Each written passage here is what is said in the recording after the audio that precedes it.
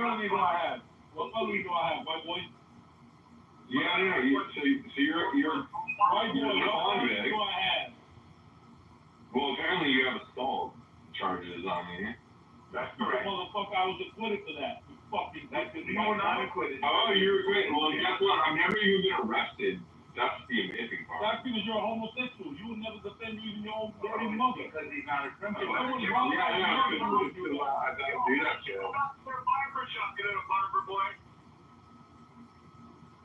Yeah, it's because I don't commit violence. You're the type of someone robbed their mother in front of you.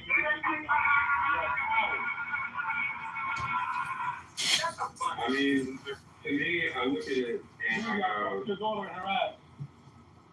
that's really fucked up. That's really messed up, dude. He's a very disturbed person. Now your daughter's a loser. I mean, dude, you're just a felon. Like, you Imagine if you talk like this. I gave your daughter Any other time or I gave your daughter that cream a week right in her mouth. Yo, guys, please. Any other time. Can you just say 3,000 right now? I feel like. Free the world from these dirty weasels out here. Oh man, I love it.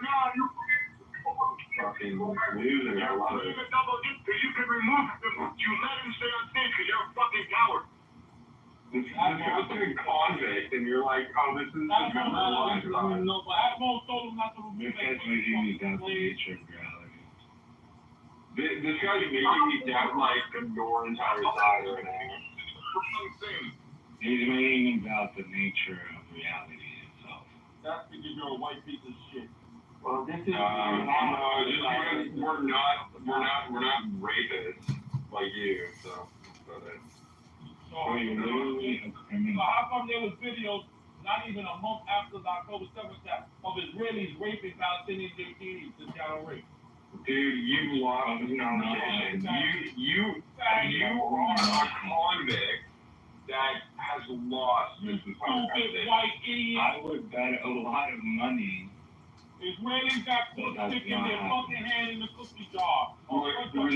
The reason why we're just ripping on your felony charges is because the fact that we would rather speak.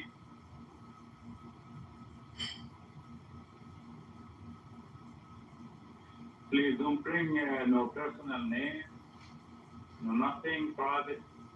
Oh, please just like keep it professional and keep it on politics. Right now you guys just beefing for no reason. What would you like to talk about for? I'll go in any direction. Just like you guys speak on politics, man. This is the best thing you can speak about. Why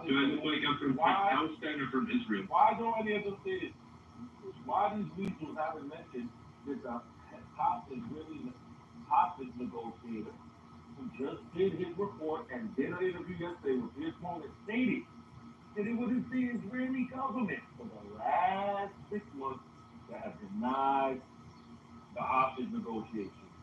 They stopped The last party to reject the hostage deal was Israel. That's incorrect. The Israeli hostage negotiator said it. Who we believe, him What's or his your name? stupid ass? What's his name? Him or your dumb white ass? What Which is his one do name? we believe? I'm getting What his is name his right name? now. He did an interview yesterday with Piers Morgan, you fucking bitch. What is the name of the person you're I'm gonna talking get it about? right now, you white So you don't know. So Steve Witkoff was just I do over know. there and Steve Witkoff is nothing but another white American mouthpiece for the Israeli he's a government. hostage negotiator. I know he's not. Yeah, No, he he's not. He's I think an the Israeli negotiator.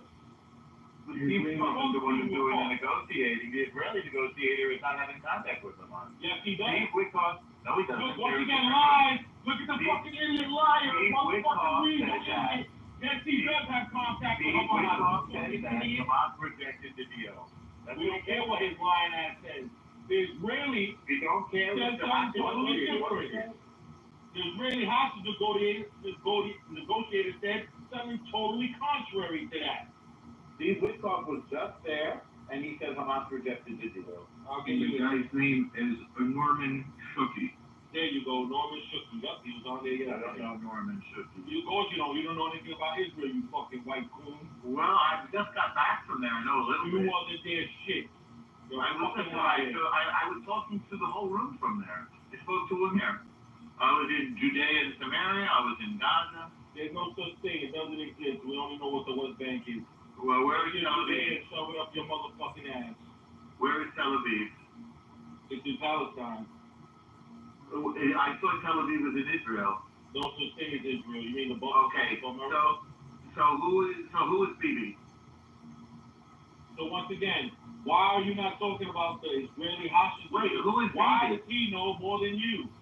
Why is Okay, he so I'm making the most recent thing. According to AP, Witkoff announced in July 2025 that the U.S. was cutting short the Gaza ceasefire talks because Hamas's latest response, quote, shows a lack of desire to reach a truce. Okay? That's the latest information on Hamas rejecting the deal.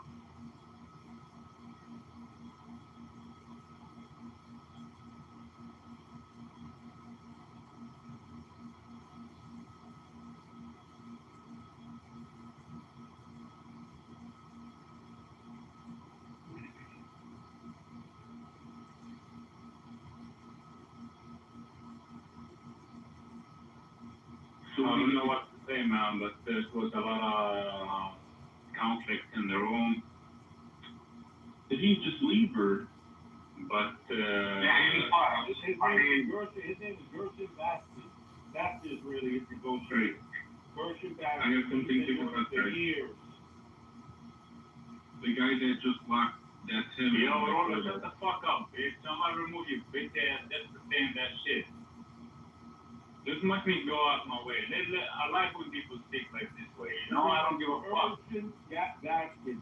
He's the top Israeli negotiator. He's the one that's been talking Hamas. He's been with. He even said he brought in. No, yo, this is bro. Can you say this? But you can't say like being point, being point. What is that? no, for I think that It's being point, man. Fuck that shit, man. You don't have to like there's you know what I think go for it with like the fucking aggression, but like I'm not gonna lie, resistance is he's a fucking. I know you guys hate him. I know that. No, But that does not mean that I gotta kick him out the room, man. It's like some bullshit, man. Everyone is a bitch and his father's a bitch. Don't worry about it. It's the same like if I don't like somebody, I would just kick him out the room, man. It's like fuck that shit, man. Even you got. I'm just trying to be respectful for it. I think that but I think that the Palestinian perspective would be much more respected if you didn't have a fucking convict making the points. No, probably. they have the terrorists of war like the shit. I understand that you are angry or We're not angry. It has nothing to do with anger. Just you look really bad. I don't tolerate white terrorism. it's okay, man. Take it easy, man. This is how the world goes, man. Just like gotta be patient, man. See what the future is holding, man. But I think the future is gonna be positive, man, for both sides and for everybody. And for the people that asking, man, like you know, like Hamas will forever stay there and I say before everyone in the room that after the 7th of October, Hamas put a fucking deal on the table. Almost a month after, that Israel could just follow and end the whole shit, but they didn't. So Those people were convicted of crimes for. This war is going right now. What is the plan? What's next, man? The plan is to take over Gaza City. It will not happen, man. They won't take over. It's happening right now. It's just like a game, man. It's chance, man. You got 2 million people that are resisting this. Or they're not really resisting. They're sick of Hamas. Yes, they are resisting this. I know. I know Palestinian people, man. The Palestinian people are resisting, man. They don't want to take over Gaza. They just want to live freely, have schools, have hospitals, live a normal life, so people can be educated.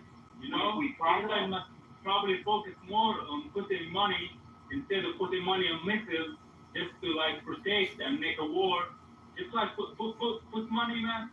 Yo, listen, I'm gonna remove this bitch because she can suck my dick. Why are you talking like that? I'm sorry, man, because she keeps saying bad shit about me, man. I'm just like trying to be on point. Like Israel and the rest of the world can use this money to build like football fields so the kids can play, can forget all the trauma that they have lived, man. You know?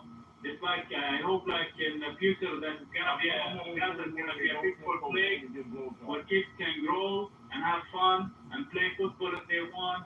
Well, why didn't you do that already? If they want. Boy, why didn't you do this already? Because your Netanyahu wanted Hamas, that's why.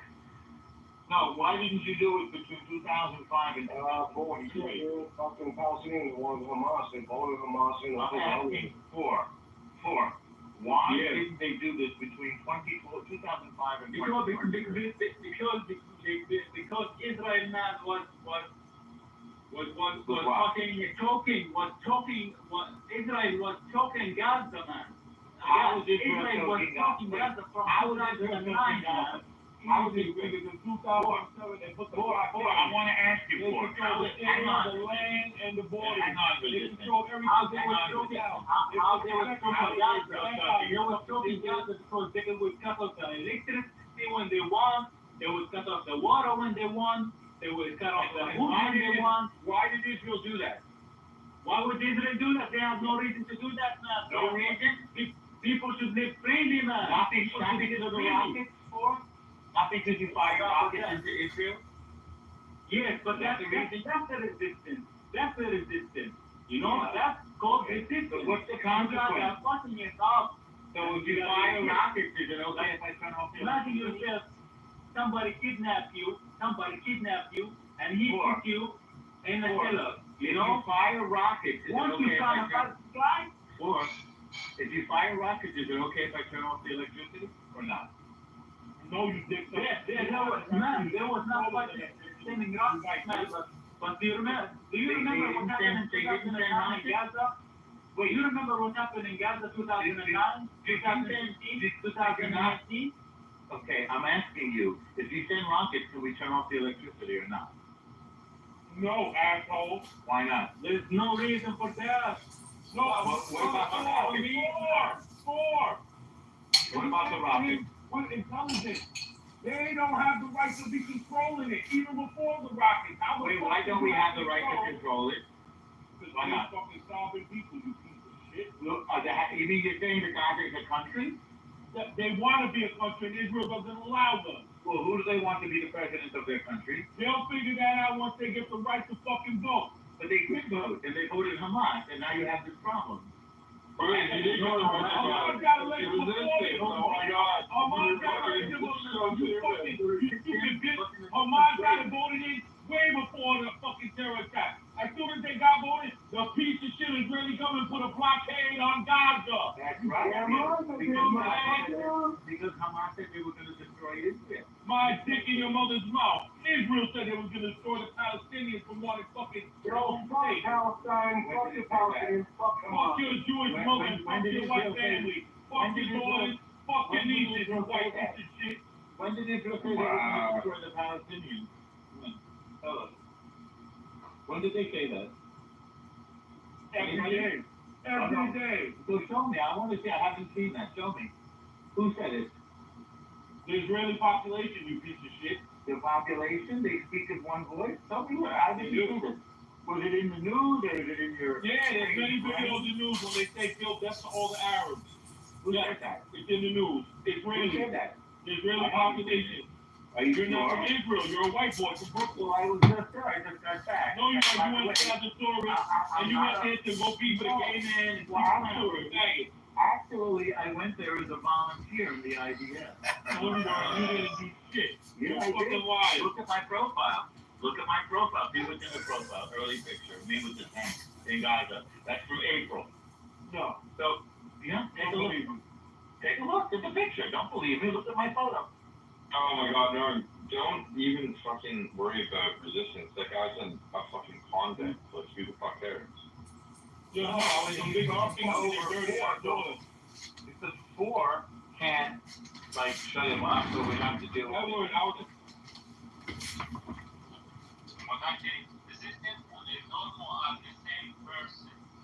Well, normal.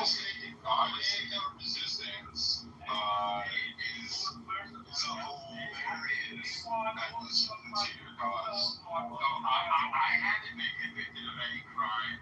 I didn't assault an Israeli matter. I'm not wanted.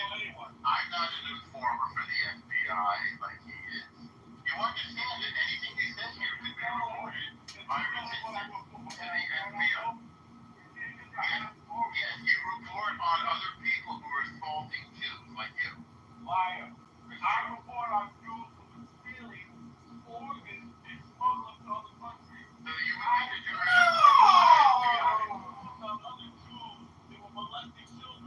Normal. I don't think it. Please, Omar. I don't think it's even worth your time to talk to resistance because I honestly think he may have like a traumatic brain injury, and you're just unaware that his brain—he's so vulgar and uses so much profanity. Maybe he's got a traumatic brain injury, Omar. I think he obviously does. I feel I really don't reason. There's no. I mean, I think he's doing a great job representing the Palestinian resistance in this part.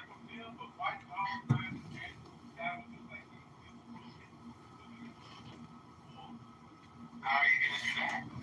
With a criminal record of resistance? Well, you can't fix brain damage, Omar. What's the point of debating with somebody with brain damage? I'm not debating. I'm exposing it. Oh, that's true. You are shining a light on him. I mean, I don't think that resistance is going to let this down, to be honest. Like, the fact that he said, you think the way I expose you in real life, a guy with a factory for like my own son, a guy I mean, the fact that resistance is like an ex-con, like, piece of shit. No, you're an ex-con, man. I'm not an ex-con, I fucked your mother. That's what I am. You've been in prison. I've never been arrested in my life. Is this how we have coexistence now? He's a convict. Wait a minute. So you mean like every guy that went to prison is a bad guy? Somebody else. With all due respect, why are you using this instead of platform? Why? I mean, yeah, with all due respect, I mean, this guy's like fucking, You get blowjobs at bars, you fucking dirty bitch. And then you're questioning my character, and this is hilarious. This is just like fucking.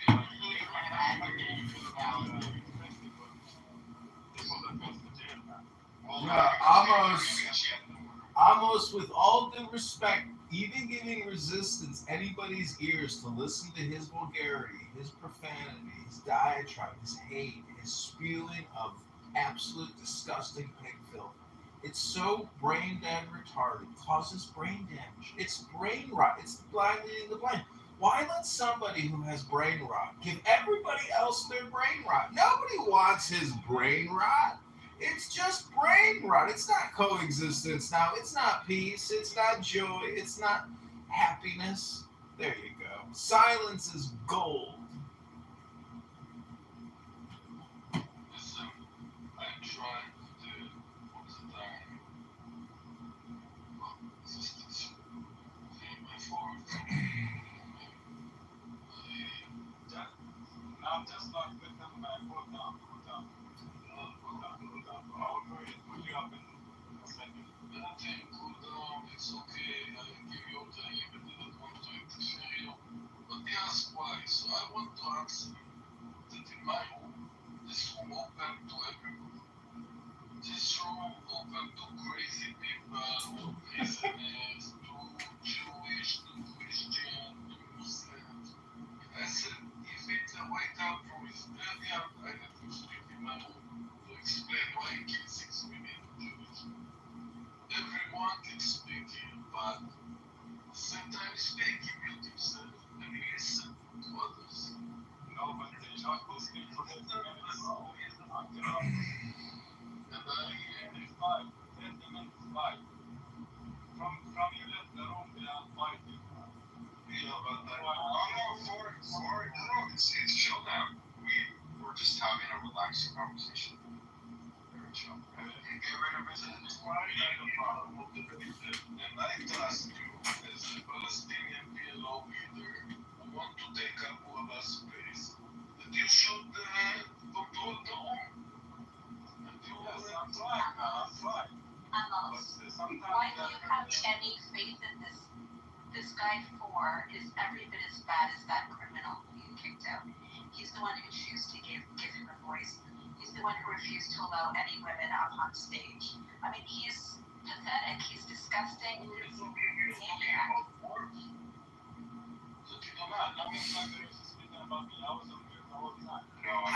I defend Thor. I think that Thor actually did a very good job.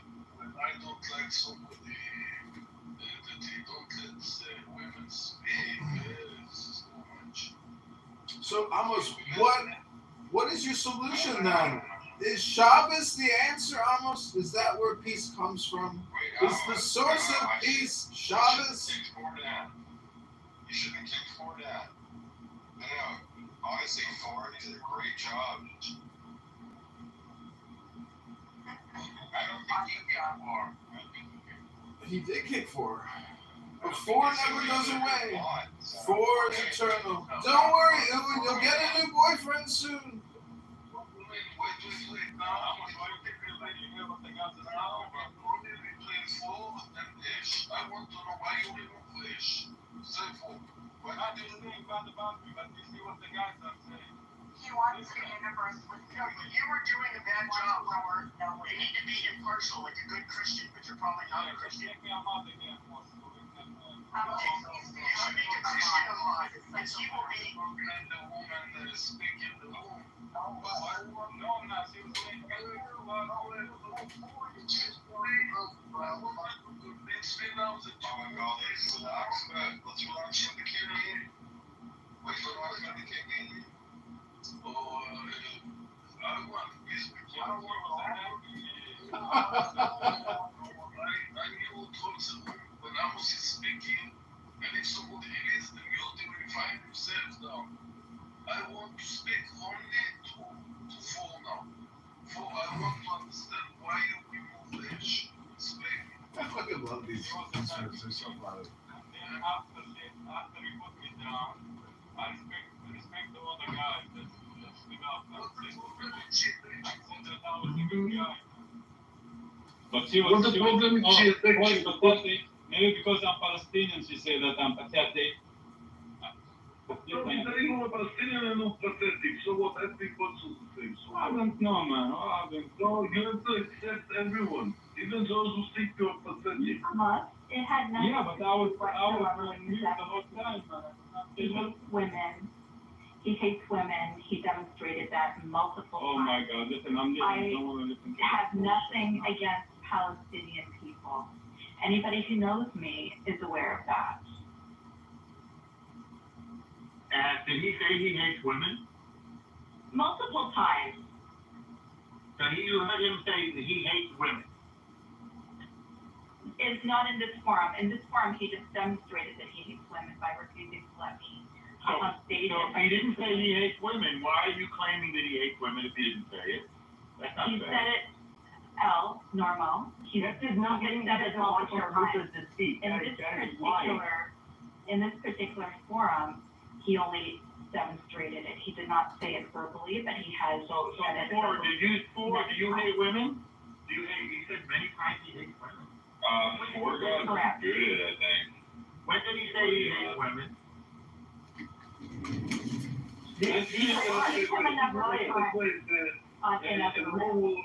Wait, I want to hear Pepe a little bit.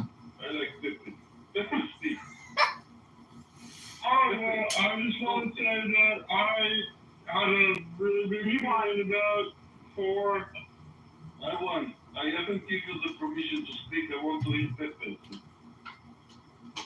Oh, I was just trying to get these people to be reasonable. I'm sorry. I that's all I was doing. I don't have anything I have to say right now. Okay, I won. You speak. Hey, no, sorry. I like Pepe a lot. Pepe is fucking sick.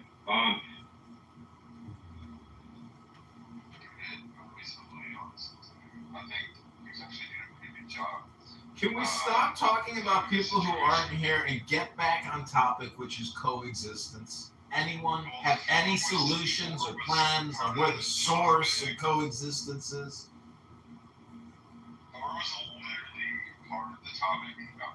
Well, the question is this an ESL training room or is this going to be a wisdom room where we can really get to the source issue of coexistence?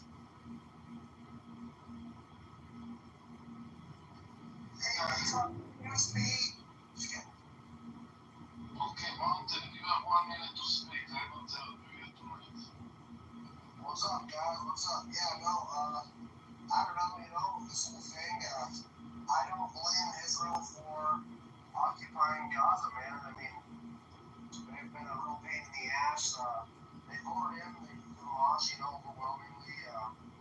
Years ago, was it 2006 they did that and stuff? I think that they kind of sealed their fate. They've hated Israel in their existence. It's just like America with all the Indians here, if we wouldn't have dealt with them so harshly back in the day, some say harshly, but if we wouldn't have, we'd be dealing with, what the Israelis are dealing with the Palestinians today, where they're lobbing fucking missiles at us and shit. If we would have allowed the Indians to just get away with this shit, and appease them and play nice with it. I just think that Israel doing the right thing. Some say it might be too harsh, but I do support Netanyahu. I think that he's doing, he's doing quite a bit, he's going full him. And he doesn't care what people say, doesn't care what the international community says. Eventually, they're going to thank this man for doing this, I promise you. It was getting to a point where, October 7th proved it, man. I mean, they're savages. They took the hostages. They can't live peacefully with you guys. So, I don't blame you. And that's all I got to say. Yes, because what do you want to respond to? Nicole, you come up now. You want to respond? Do you like Bibi the same as Mountain like Bibi?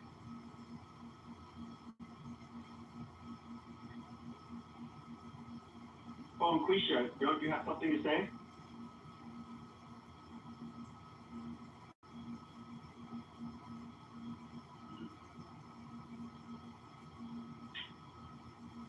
I'm sorry, this room sucks now because Tor's gone. Everybody's on the same side on stage right now. Dude, everybody's on the same side. We all agree. We all agree that Palestine is a fucking shithole. Can we all agree on that? Hello. I think the whole region of the roads is shithole. If there was an earthquake and it all got sunk in the middle of the fucking ocean, that would be God doing justice.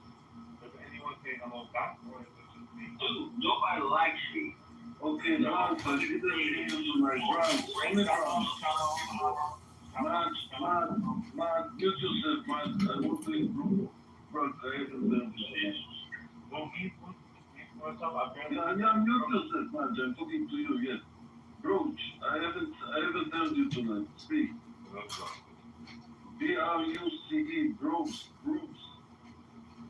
That's not I'll be go away. Come back.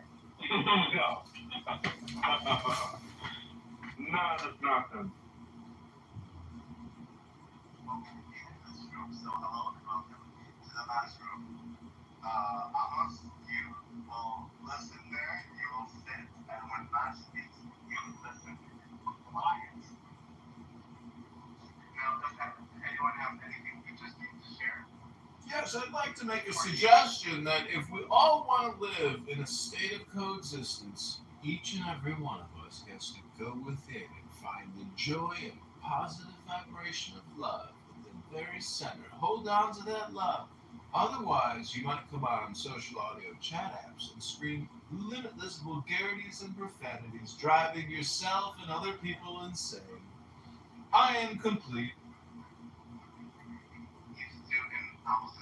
Just to interrupt, but in mind, you will not interrupt. interrupt. Thank you very much.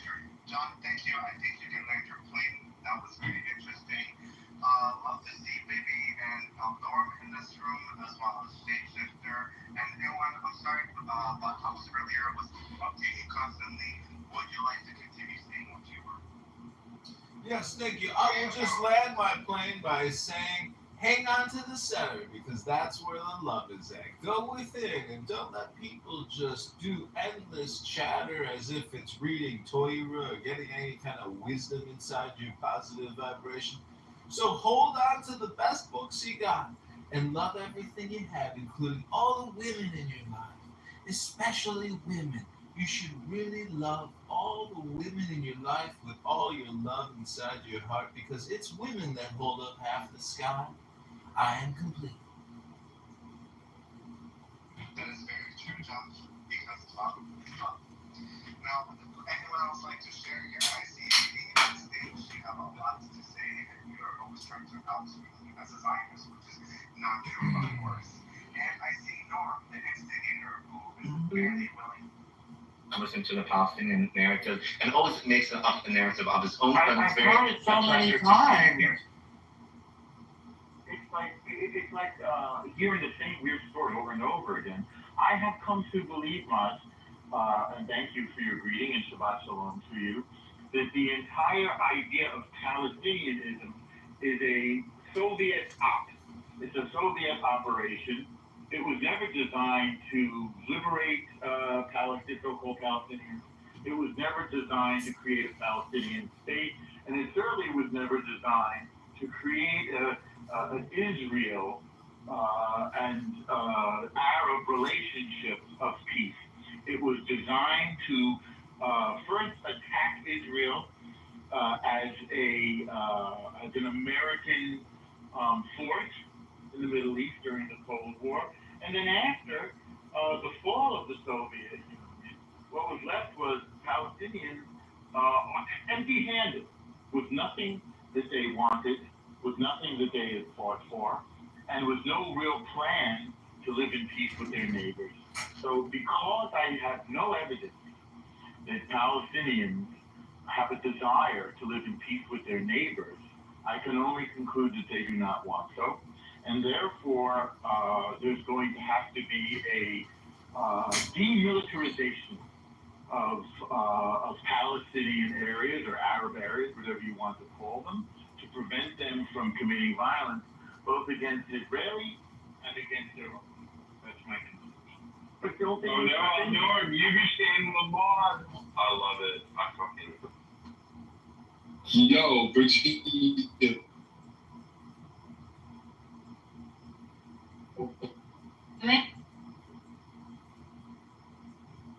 Who needs to be true or not?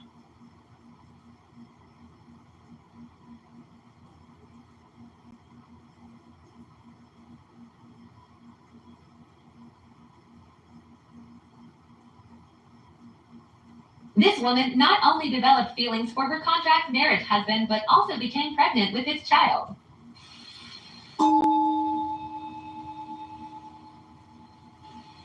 Nan-in, a Japanese master during the Meiji era, received a university professor who came to inquire about Zen. Nan-in served tea. He poured his visitor's cup full, then kept on pouring. The professor watched the overflow until he no longer could restrain himself. It is over full, no more will go in. Like this cup, Nan-in said, you are full of your own opinions and speculations.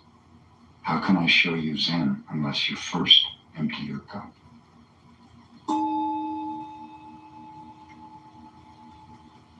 Gudo was the emperor's teacher of his time. Nevertheless, he used to travel alone as a wandering mendicant. Once when he was on his way to Edo, the cultural and political center of the shogunate, he approached a little village named Takenaka. It was evening and a heavy rain was falling. Gudo was thoroughly wet. His straw sandals were in pieces.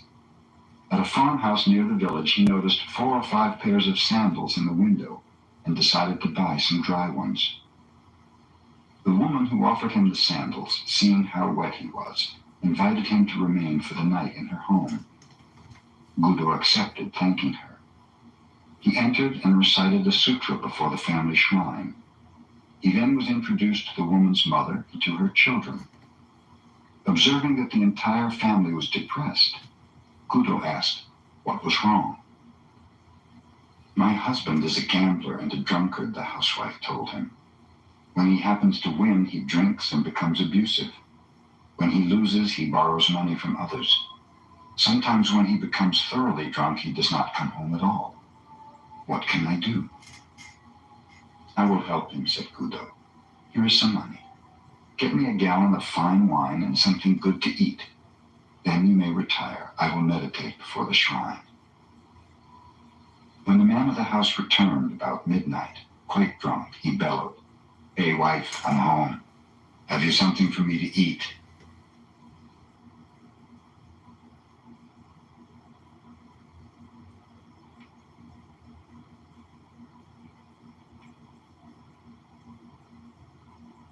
It's not appropriate at all. This is very wrong. No, so my question. I know you're saying my question for you. No, so Pepe, my question for you. Oh, did you get? Oh no, he's still here. Okay, okay, Pepe. So I get that you're trolling at that moment, but what I would say is that I actually think that you should look at what the fuck is going on in the UK right now, and have a lot of those going on where you live. And I would say that you guys mean about the Muslims? Oh, dude, yeah. Yeah, I want every Muslim kicked out of the West, period, point blank. That's always been my stance. No Muslims. I'll say things that I mean, like, I don't know, like my defense of gun rights, for example. The MAGA version of protecting gun rights is to grab the guns first and worry about due process later. And so, if with friends like them, who needs enemies?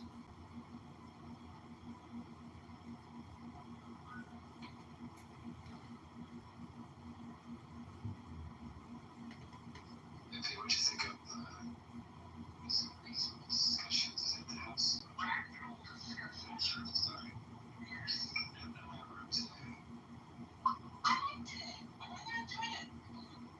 I think you guys all did a good job. I like seeing all of you up there to kind of represent the different perspectives, I think it gave a lot of balance to it.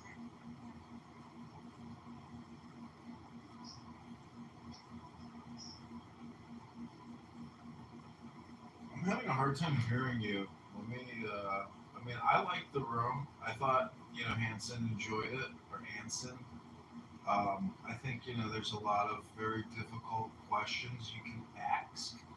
But, for me, out of sight, out of mind, I try not to think too much in terms of that. You can kind of waste a lot of time thinking about all these grandiose problems that are so universal or at scale that, basically, it could have been at the gym, It's an opportunity cost to be here to have these conversations. So, I like to try to kill two birds with one stone and maximize the value of my time here on this app in the same way that you do. So, when you waste time here having endless arguments and heated conversations, it makes it stressful, I think, as a listener, to experience that.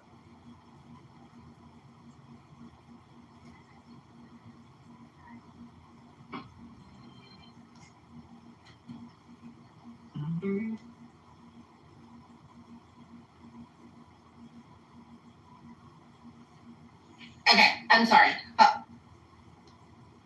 Real quick, I was just going to say, with the balance and moderation, you had a lot of differing opinions, not necessarily everybody agreeing on that stage, but you had this level of balance moderation, and it's always interesting to me when a room like that goes well, where you have people kind of from all ends of the spectrum talking and communicating. You kind of come to the conclusion that everybody's really not that far apart on a lot of issues. It's just the little nuances that tend to create the big differences. And when you can actually have those conversations, it helps me to understand the left side of things a little better, because there's an opportunity to kind of hear everybody lay out, like, well, I feel this way because of X, Y, and Z, and it's like, oh, I didn't know that that's kind of what was the motivating factor behind that. And so I like to get those well-rounded perspectives, because I like to consider it from all the angles. Yeah, I think balancing the stage, at least the moderation, because you can't really determine who's going to show up for the room. It does help, and I agree with you. I thought that it was fascinating that until you shared your thoughts, Serendipity, everybody was pretty much in agreement that, like, no, U.S. troops should definitely not be used in that fashion.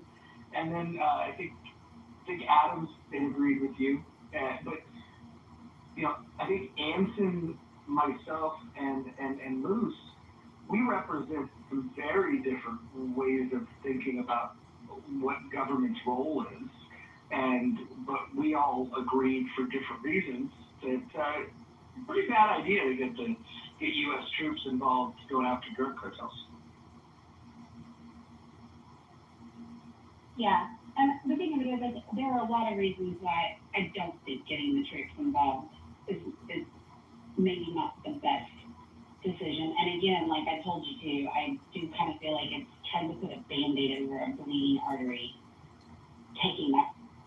Because while it will have an immediate impact, there's always somebody willing to fill the vacuum. You cut off the head of the snake, there's always.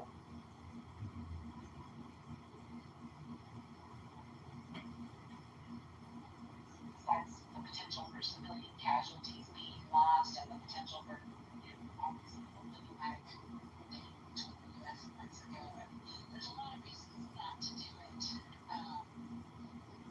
But I don't know, the law enforcement issue is a big issue for me too.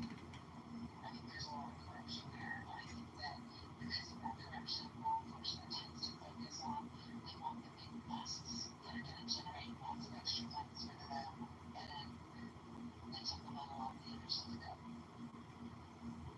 Mojo, let me ask you a question. You make a great argument all the time for the Second Amendment, and the incumbent I'm running against, Darren LaHood in Rockford, Peoria, he's a gun grabber that wants to raise the age of the minimum age to buy what they call an assault rifle. So I'm just wondering, if we really enacted the Second Amendment nationwide in the same way that like Georgia or Texas have open carry laws and a lot more lenient licensing and no database tracking, etc. On the whole, couldn't we save a lot of money on the NDA and our national defense by essentially arming our population and giving us, great gun rights once again? That's not the argument that I would use against your opponent. The argument that I would use would be one that speaks to his constituents and believe that think about something that there are concepts. Focus on the history of how gun rights, specifically the prohibition. It's been very racistly applied. And it targets poor people. Everything from bullet taxes to registration fees. I would tackle how it's discrimination against poor people and specifically people of color. That is where his constituents would have their ears perk up. I think you can make other arguments that would make your constituents' ears perk up, but if you get an opportunity to debate him or have his constituents listen, those are the points that I would hit. I would meet them where they're at with and talk to them about something that they care more about, which is discrimination. Raising the age won't do anything. I mean, you get a driver's license, 17, some states 16. The average vehicle, the average car on the road doing 70 miles an hour is far more dangerous to the general public. You got it.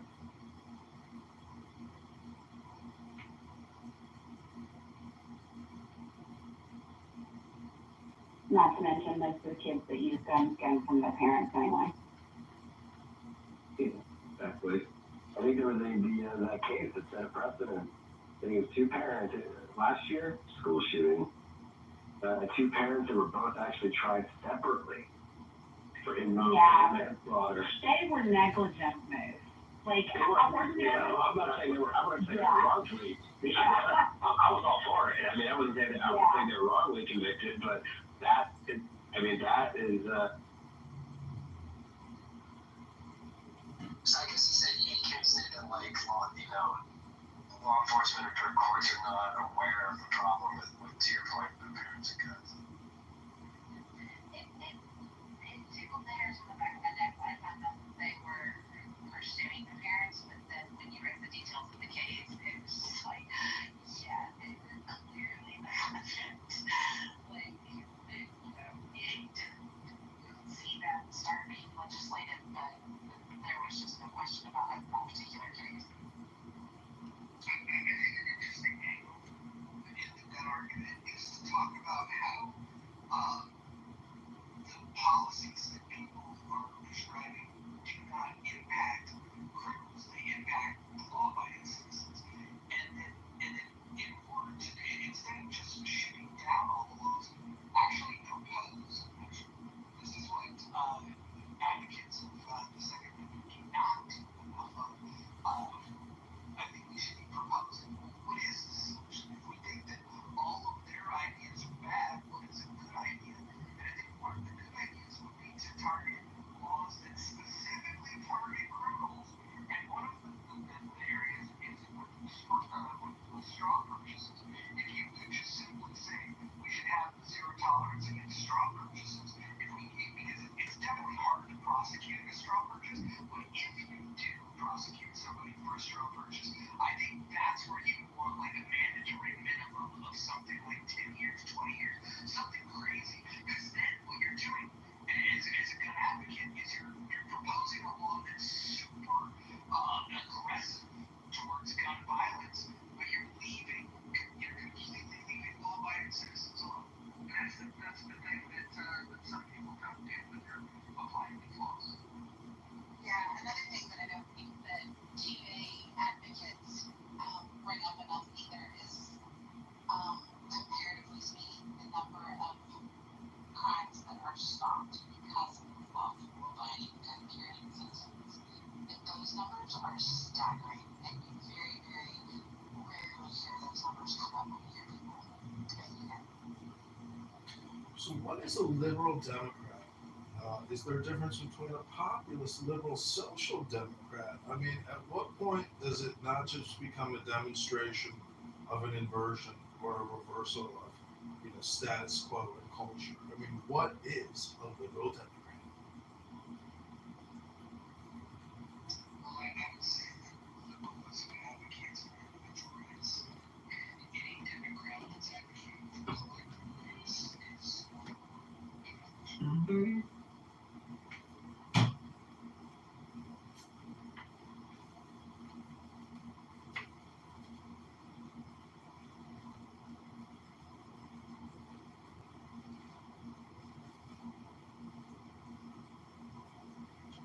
I'd like to see you do some spicy topics in the Rational Discussion House too.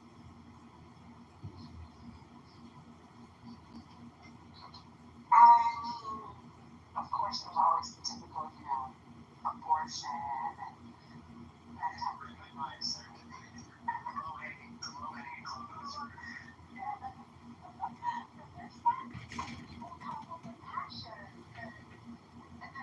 the abortion issue is actually another one of those issues where I really don't think the left and the right are that far off.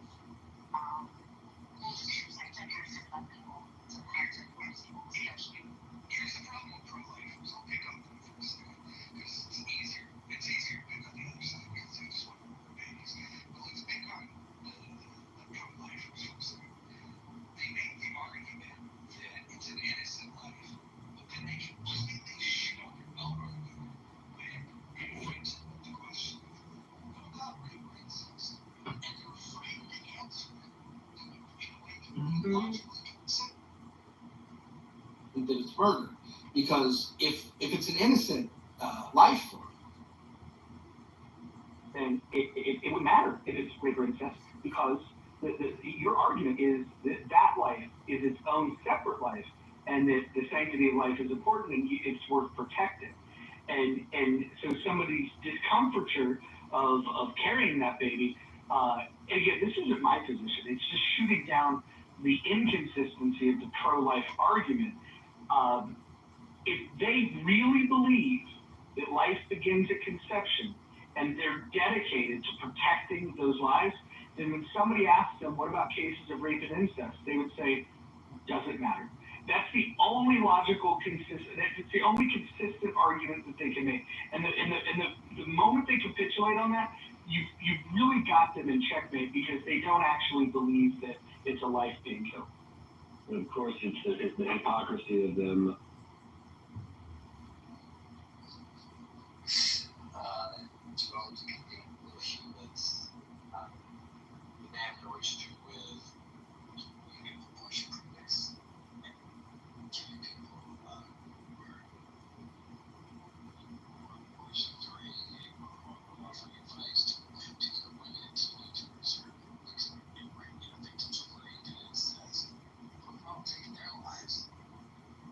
Well, how does it make?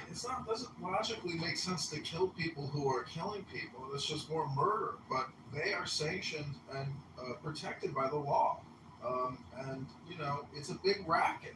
The point is, I think instead of taxpayers funding the racket, they should fund the mothers if they want the money. If you want $10,000 to have a baby versus giving $10,000 to an abortion doctor to murder your child, I say let's give the $10K to the woman so she can choose.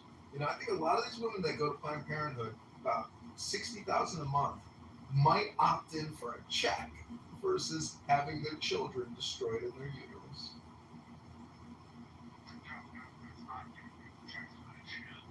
That's what I'm proposing.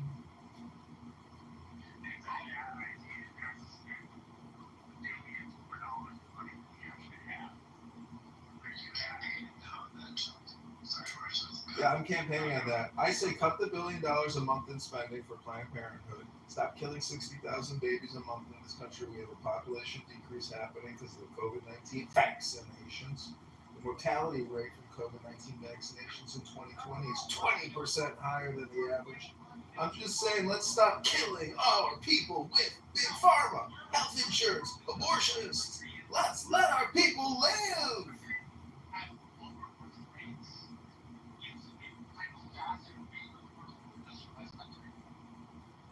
I'm just saying, let's set our priorities straight. Let's get our priorities in order. Let's get a to-do list going. Why is it, though, that when you talk to somebody on the left or the right, that you can't get them to pin down, like, what problem you're looking to solve, right? If what we want is to end unwanted pregnancies, if what we wanted to do was if it's unwanted, So you should stop pointing your semen at an egg. If you truly don't want haters and we got kids. But if we wanted to really socially engineer things in a way that would have the outcomes that people say they want, what we would do is just encourage people that aren't married to just be gay. Because you're not going to create babies if you're having homosexual sex.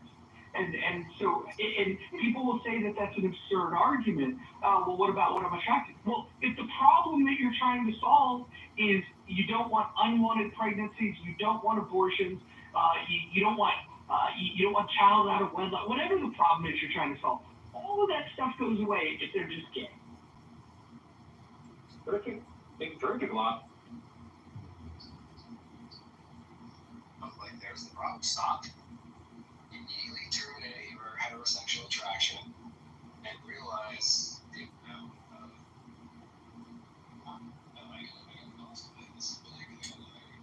it's just a bell-shaped curve, though. The media and the culture or the government can influence the homosexual or bisexual, index. But for 30 days, where every business is displaying a rainbow flag, is that new in American culture and society or historical? I'd say it's probably still about on average.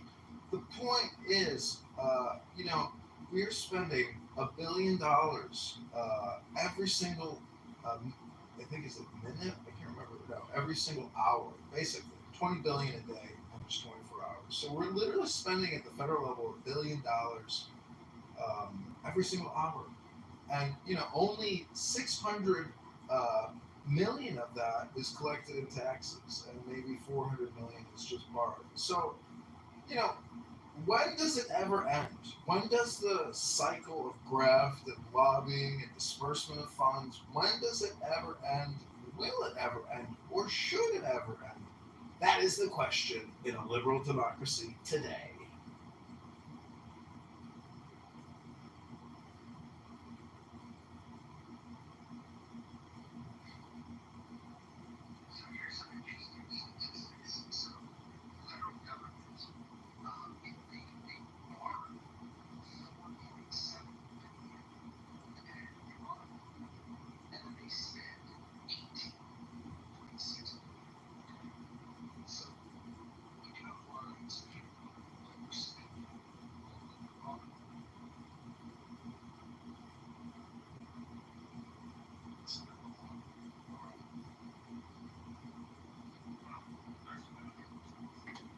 Why don't we just pass a balanced budget? Like, what's the problem? Like, where is the objection, the legitimate objection to passing a balanced budget? Like, I'd love to hear a logical reason of why spending within the parameters of what we generate in terms of revenue. Like, why would we not do that? Is there not? I don't know. Texas did it, and of course, Texas is a state with all the states, so I'm pretty sure developed our practice. Get the balance budget, and then people let's have a range. You're not going to warrant Well, you could look at the international government debts of all governments, Japan, etc. You look at the debt to GDP, and the fact that if we are borrowing this much right now in these other governments, like Spain, for example, owes like 1.2 trillion, 1.6 trillion. It's very high in the European index in terms of GDP and total debt. So if that is the paradigm or the equilibrium or the balance of the global currency system, we are actually in a very good place, knowing how much we are doing currency manipulation. We're getting away with it, and we're accusing everybody else of doing it. That's why Trump is so great.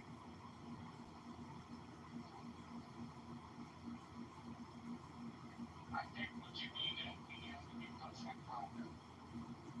Yeah, it's empire.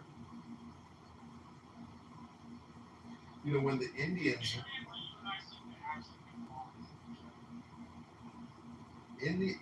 when the British had a major revolution on their hands in India, and they were really worried they were going to lose it. And so guess what they did? They mounted the biggest parade effort in their military, civilizational history, and they mesmerized the Indians. The Indians all lined up and were like, wow, look at this parade. And so they hypnotized all the Indians into basically becoming submissive again, just with that communication, a show of force. So, I'm just wondering if America does show of force politics all the time. So I'm just wondering, when the next show of force will be, because our dollar demands it.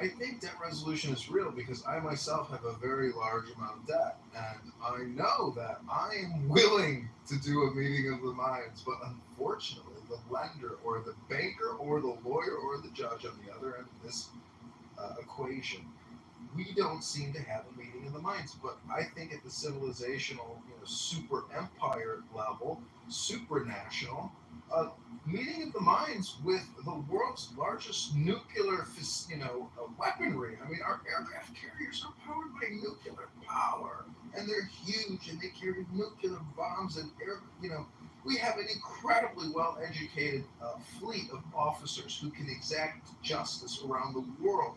But I'm just asking, is that really justice? I mean, unless it's a just war, I think you have a lot of veterans who are maybe kind of disgruntled. Like there's a lot of Afghanistan vets and Iraqi vets who aren't so sure about why they were there. And I'm just asking, if it's not a just war, it doesn't sit well in the stomach.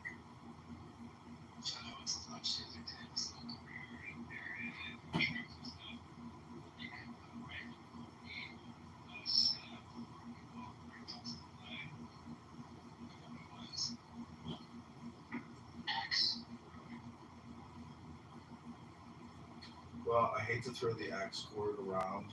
I'm just being facetious, but see, people want to ask me why I say ask instead of asking me my opinions on certain things like the budget or the deficit or the national debt and the unfunded liabilities. I don't know how many CPAs we have in the house, but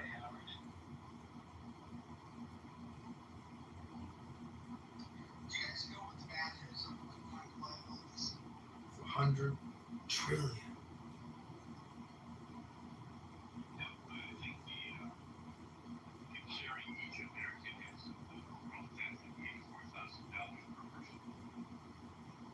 Wrong. Try 110,000, 120,000, or maybe 400 or 600,000 for the unfunded liabilities, because the unfunded liabilities are 4 times that of the funded liabilities. So if everybody owes 110,000 on the funded, everybody owes 440,000 in the unfunded liabilities. Prove to me my math is wrong. I have asked Grok many times, what is the difference between funded and unfunded liabilities? Guess what Grok's answer is, Dr. Moose? I can't give you the answer. I'd have to ask Grok again exactly how they define it. But the total sum debt is about 150 trillion. So that's the mind-blowing part. Is you can toss around 37 trillion all the time, but when you actually bring up the real number of about 150 trillion, it's mind-blowing. So, if you are a libertarian and you think we have too much regulation,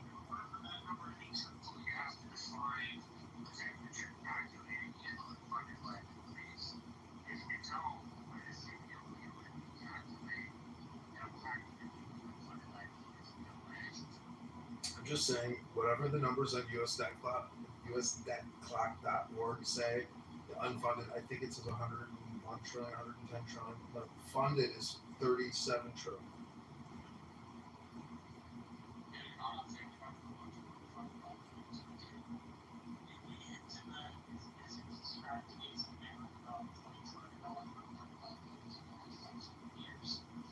See, funded liabilities versus unfunded liabilities sort of implies that, we're not necessarily on the hook for the unfunded because they were never approved for funding. So I think, it's a little bit of a language game here.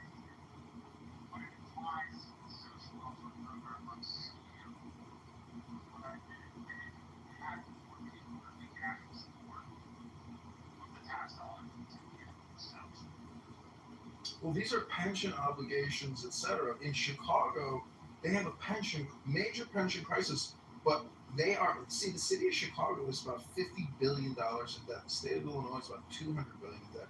And when you ask Grok, do they have to borrow to pay the pensions, even though they're $50 billion in debt and only bring in about $15 billion a year in budget and $10 billion a year in revenue? So they're absolutely paying the pensions by borrowing and adding to the overall debt. It's a word game.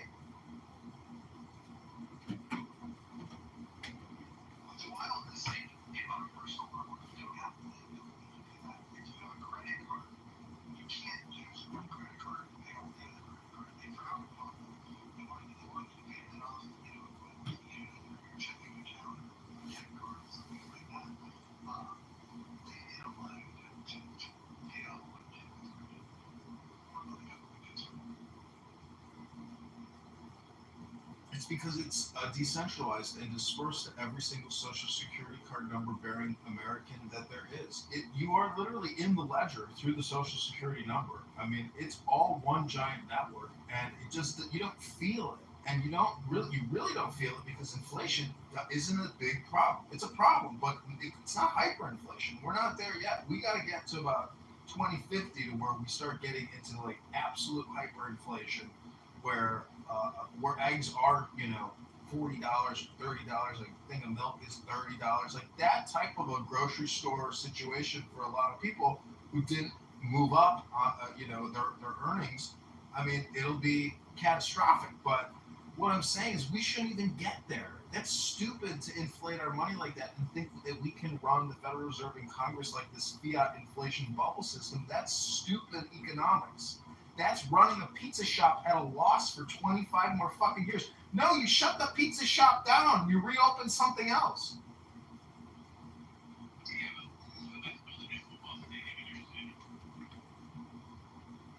Yeah, you need taxpayer funding to do that, which is fucked up, isn't that? It's always going back to the taxpayer.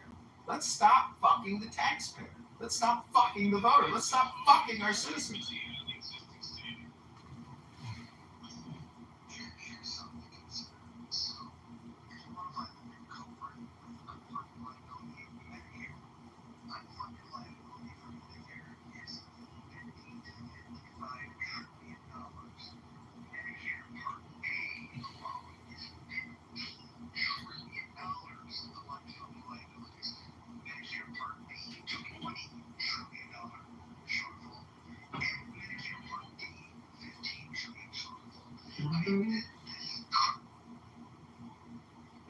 Has unfunded liabilities larger than the U.S. national debt currently. Say that like a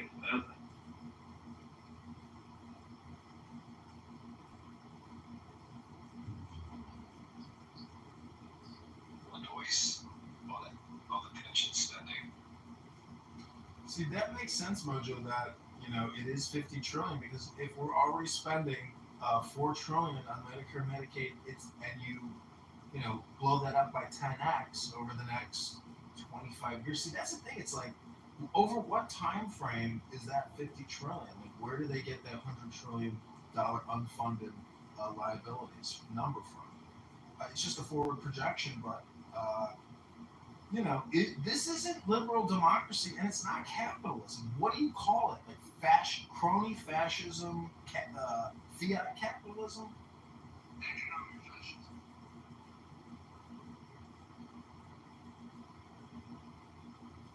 So what? We just elect a new dictator every 4 years, and that's never going to, that's the game. Is the dictator will never ever go back against economic fascism.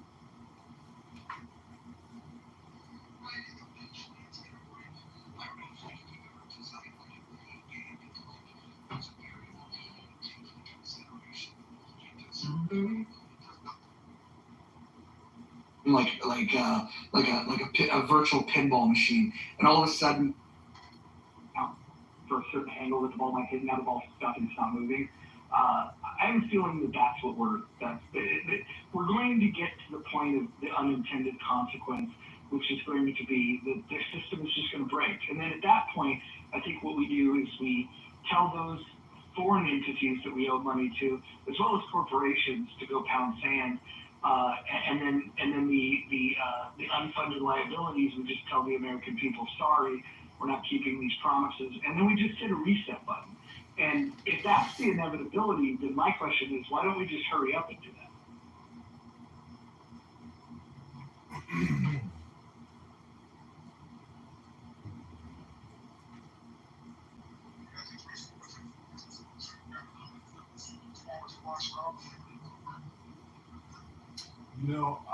I couldn't really hear you. I came up, but Mojo, I think there's like a generational component or a time value of generations, meaning that Chairman Powell, Chairman Trump, they are more than happy to shake hands and let the status quo be and let bygones be bygones. I think that any kind of, I've told you this before, that there's like a 99.99% chance that the status quo now will be the status quo in the future now, and there will be no actual, deregulation in terms of, I guess, marketplaces.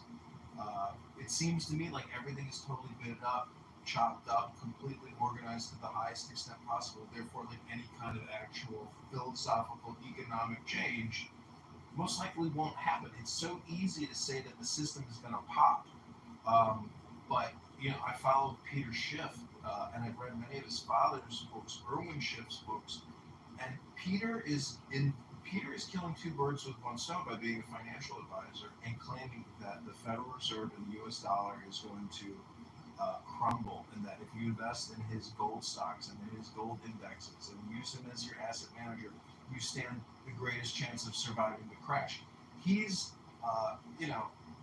brilliant in that regards because he plays the contrarian. A lot of people are contrarians, but the chances are that he's just trying to improve his status in the status quo. So I think that's the actual truth, is you have to play the game to improve your status in the status quo. But the status quo will persist because the system is so bitted and well organized.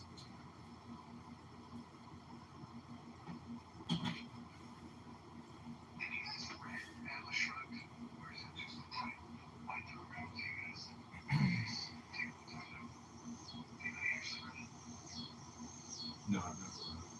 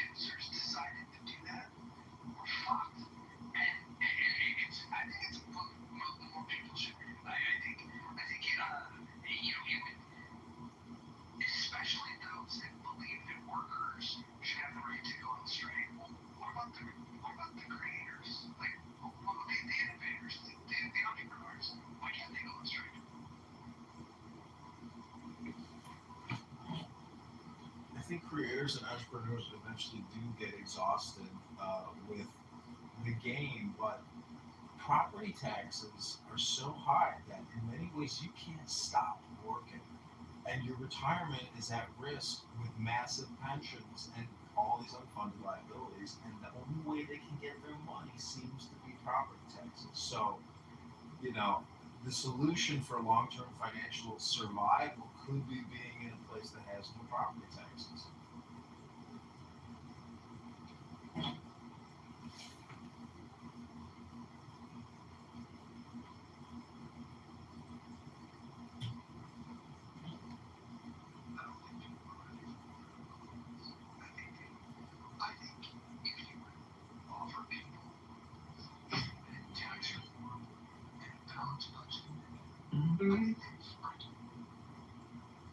Opt for tax increases over that, just because it's the devil that they know.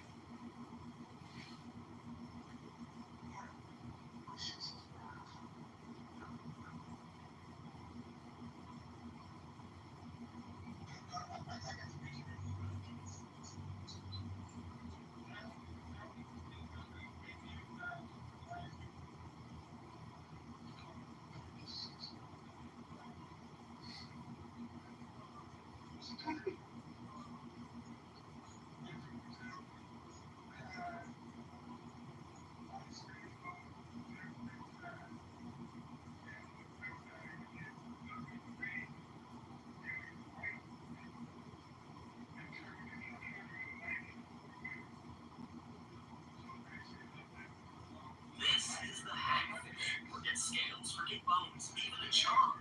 Wrinkled and pale, it slithers through the abyss with a single powerful nostril. A super sniffer that detects the faintest whiff of a deceased creature from miles away. But how does this bungless wonder actually eat? Hidden under its chin lies a toothy trapdoor. Once safely inside its beast, the hagfish deploys this weapon, scraping and shredding flesh with its sharp teeth.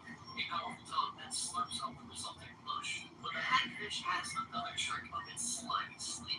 When threatened, it unleashes a truly remarkable defense mechanism. Slime, expanding a mind-boggling 10,000 times in water. This slime creates a tangled mess of protein threads that disorients and confuses any attacker. This slimy escape plan is so effective. Predators leave frustrated, making the hagfish free to continue its deep sea scavenging. This. Did you expect the heat drop to go back on?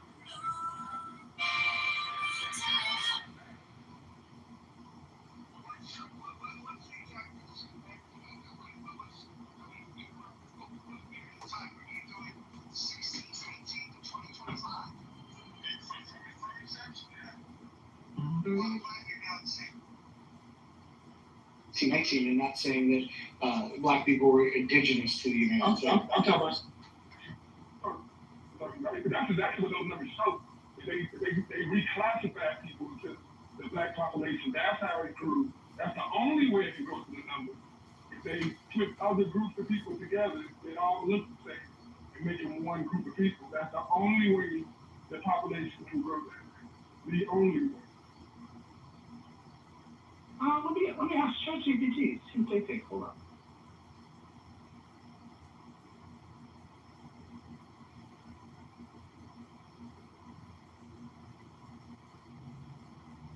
We should invite all the ladies to come up.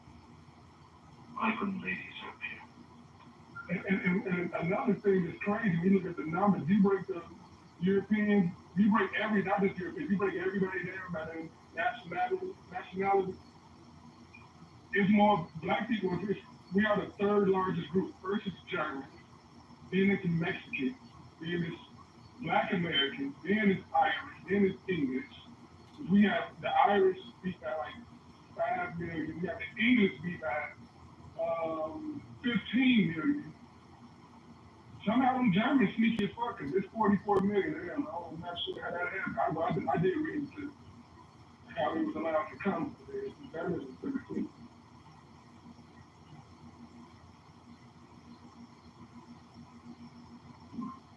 But it took about almost 10 million Germans to get to 44 million. At the same time period, it took 388,000 blacks to get to 36 million.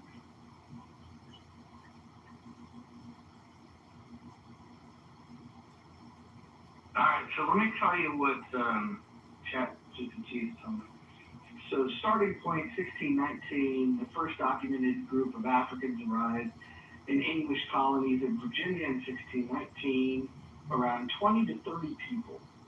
Over the next 200 years, more Africans were brought through the transatlantic slaves until it was banned in 1808 in the U.S. and through natural population growth. Let's see. Step 2. The slave trade in early growth. Historians estimate that 388,000 Africans were brought directly to what became the U.S. between 1619 and 1808. By the first census in 1790, there were 757,000 black people, both enslaved and free, roughly 19% of the total population. From there, growth was mostly natural increases, births minus death, because the slave trade had ended. And then pre-Civil War expansion from 1790 to 1860. In 1790, 757,000 black Americans. In 1860, 4.4 million black Americans. This huge jump was from high birth rates and relative stable survival rates, even under slavery. The enslaved population had a higher birth rate than death rate, which is unusual in most of the Caribbean and South America where conditions were deadlier. Post-Civil War growth from 1865 to 1900. Emancipation freed 4 million people. By 1900, 8.8 million Black Americans. This doubling over 40 years fits a natural growth rate of 1.7 per year. 20th century growth. 1900, we had 8.8 million. By 1950, we're up to 15 million. Industrialization, better healthcare, migration to cities. By 2000, there was 36 million. Medical advances, lower infant mortality, longer life expectancy, continued high fertility into the mid 20th century. And today, the census of 2020, it's 41 million people identifying as Black alone, 46 million if you include identifying as Black in combination with another race. That's an average growth rate of roughly 2.1 per year over 230 years, with most of it coming from natural increase rather than immigration. Post-slave trade immigration from Africa and Caribbean is a much more recent, smaller factor. So the simple math is, it went from 388,000 to 41 million at a growth rate of 2.1. Okay, now ask why the Black Americans outpace white Americans by such a large margin. Like, why, how is it possible that Black Americans grew 100 times and they only grew 5 times? Like, how is that? Let me break that with you. Let's see. I'll ask. These are good questions. It actually says no. The Black population in the U.S. has never outpaced white Americans in terms of total numbers or growth rate over the long run. Here's why. Starting numbers were vastly different. In 1790, the first census, where there was 3.17 million white Americans versus 757,000 Black Americans.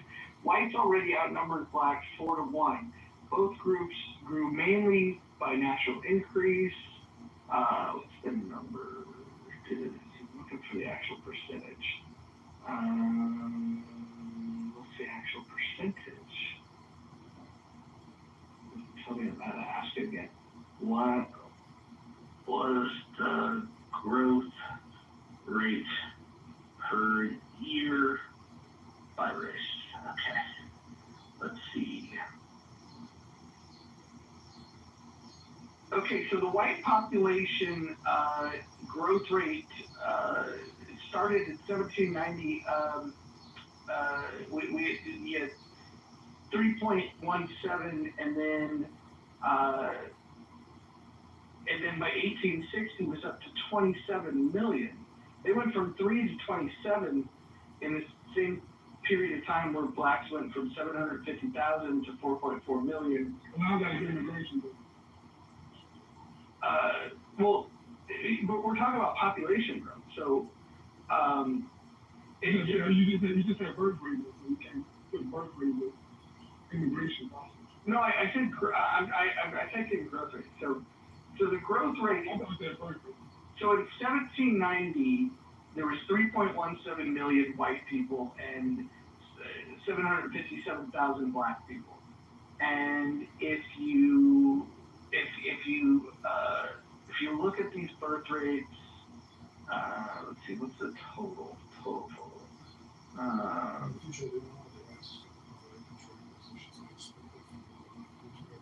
Okay, so if you break it down by era, from 1790 to 1860, whites had a faster birth rate. They were, growth rate, 2.9% per year, where Blacks were at 2.6. So it was 0.3% higher for whites. And then in 1860 to 1900, whites grew at a rate of 2.8%, where Blacks grew at 1.9. From 1900 to 1950, whites 1.7, Blacks 1.2. The only period of time that we have is from 1950 and beyond, where whites grew at 0.7% from 1950 to 2000, and Blacks grew at 1.9%. And then from 2000 to 2020, whites grew at 0.25% and Blacks at 0.6%. So you have to get to 1950 for the Black growth rate to have surpassed percentage-wise that it whites. I'm not going to dispute none of that. But at the end of the day, there's something missing. The mask still is the mask. If the white started more, grew faster, how did the blacks go 100x and white go 4 to 5? Like literally, they went from 3 million. With immigration, what by 1860, 27 million with immigration. Well, let's do that. There's 194 million white, 36 million black. You can start if you go from the starting point, blacks went at 100x, white did at all. So how is it? Well, the 100x doesn't follow. So you have you went from 757 million, or 757,000, I'm sorry, 757,000 from in 1792. That's 50x. I would count it again. So 750, that's 50x. Still 50x depends on 5.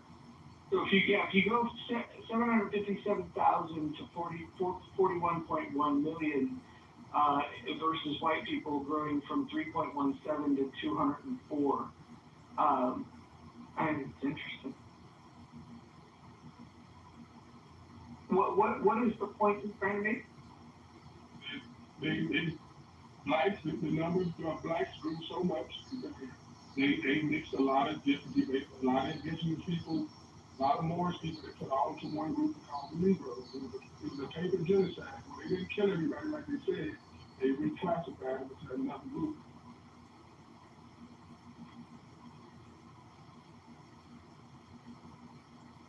And if I want to drive, I can put a lot of things that let you know like when they did what. The history is there. Like, they definitely reclassified more than indigenous people with black Negroes to them all in one group.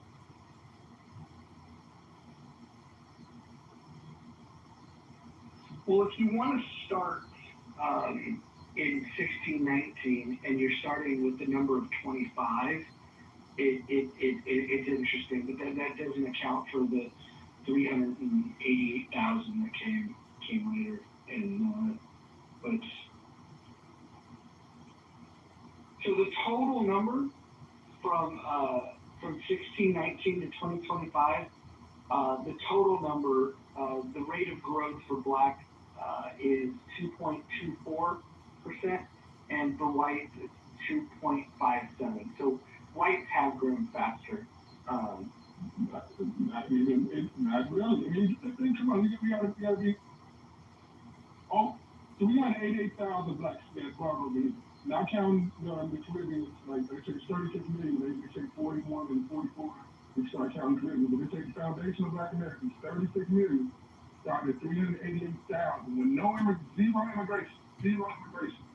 White started at 3 million with immigration. They altogether, so their total number, they got brought here and immigrated is 33 million people. That is their number, 33 million people before within the 1800s. That's how many white people were. And at that time, it wasn't even a million blacks at that time. And that number, their number went from 33 million up to 194 million. That's what 5x, maybe 6 or 5.5x. The blacks went from 380, let's say 750. But Kimo, I want to agree with you on something here. Your math is not mathing. I don't see how I'm right. It's very clear.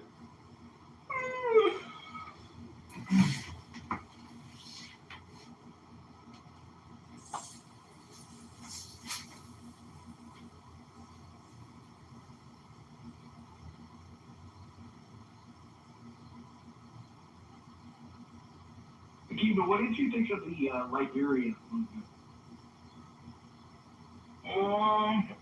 To me, past tense. I mean, I think it was stupid. I mean, just the idea, the whole back to Africa thing. Like, you think it's a good idea, bad idea? Take somebody back somewhere where they never came from. Well, now that's fascinating. What do you mean they never came back from here? It didn't. Actually, 388,000 did, but the vast majority that mixed into that 388,000. So now the vast majority didn't come from that. Oh, yeah. How you doing, Roger? Well, I'm doing math on Clubhouse, so it's not the best night. But how are you doing? I'm doing fantastic. First day back in my actual office in 6 days, so that was very interesting. Yeah, no, it was actually a really good day.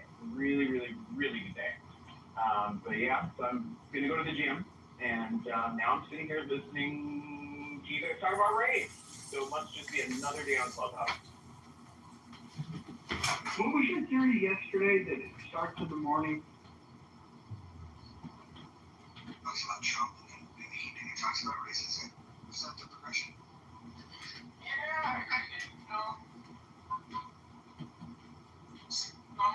for some houses, that's how the progression goes. That's the flow of how the conversations tend to evolve on this app. Others, they start at the bottom ladder, they work their way up. Some start in the middle, they skip around to many different topics, but it pretty much follows the same logic pattern and the inability to deviate away from those topics on daily. Mojo, I'm wondering if, I'm sure you don't need the money, but I'm wondering if somehow I could convince you to do a organized book room, maybe at least for an hour this upcoming week, where everybody reads from a book for 5 minutes, and hopefully we'll get 20, we'll get an hour's worth of readers. Do you think it would be possible if you would join my room where you created a 1 hour book club room? What book are we gonna read? Everybody gets to pick their own book, but everybody gets to do, yeah, whatever book you want. That's not going to work. That's not going to work, because let me tell you exactly what's going to happen. It will work. You're going to have one person that's going to pick a book by a Zionist. You're going to have another one that picks a book by Palestinians. Then they're going to argue about who wrote what correctly. Then after that, you're going to have one person that's going to quote Strom Thurmond. You're going to have another person who's going to quote Jesse Jackson, and they're going to start fighting about race. So I'm telling you, until the usual actors that introduce these topics and deviate the topics away from what we are actually talking about, when we do open up different discussions, until they're held accountable, I don't think that it's possible to even hold a book reading club. It is possible. This being an issue. You just need one mod. If somebody doesn't want to comply and just do 5 minutes of reading, they'll be kicked to the goo. And the super mod will demand that if you want to participate in the room, you have to read for 5 minutes. But you need to start to draw the crowd, to draw the audience, and to get people to obey the rules of the room, which would be 5 minutes of reading what's called from a book. I'm just merely trying to demonstrate that out of the countless many number of hours that you will spend on this app, if the supermod could demand 5 minutes of reading, it would be a very beneficial and new type of experience for most people who are usually just engaged in conversation. I'm telling you that it would be possible to have a book club on here and to force it, but most people want the short-term dopamine from having, contentious conversations. Yeah, it's going to turn into a Chomsky Palestinian petting zoo. Give it a week. Why don't you host one then, John? I do. I have been doing book club. I have book club houses across multiple profiles, and nobody comes to my rooms, but I'm still doing my own book club. Across Clubhouse? Yeah, across 3 different Clubhouse profiles. John, have you ever been part of a book club before? I have, and it was terrible. Well, typically what you do is you select a book that everybody reads from, and then if you want to do a book reading from the book club, then we can gather everybody, and then we can take turns every 5 minutes reading from the same book. I know. But I'm saying because everybody wants to talk, I think a 5-minute book club is the way to go.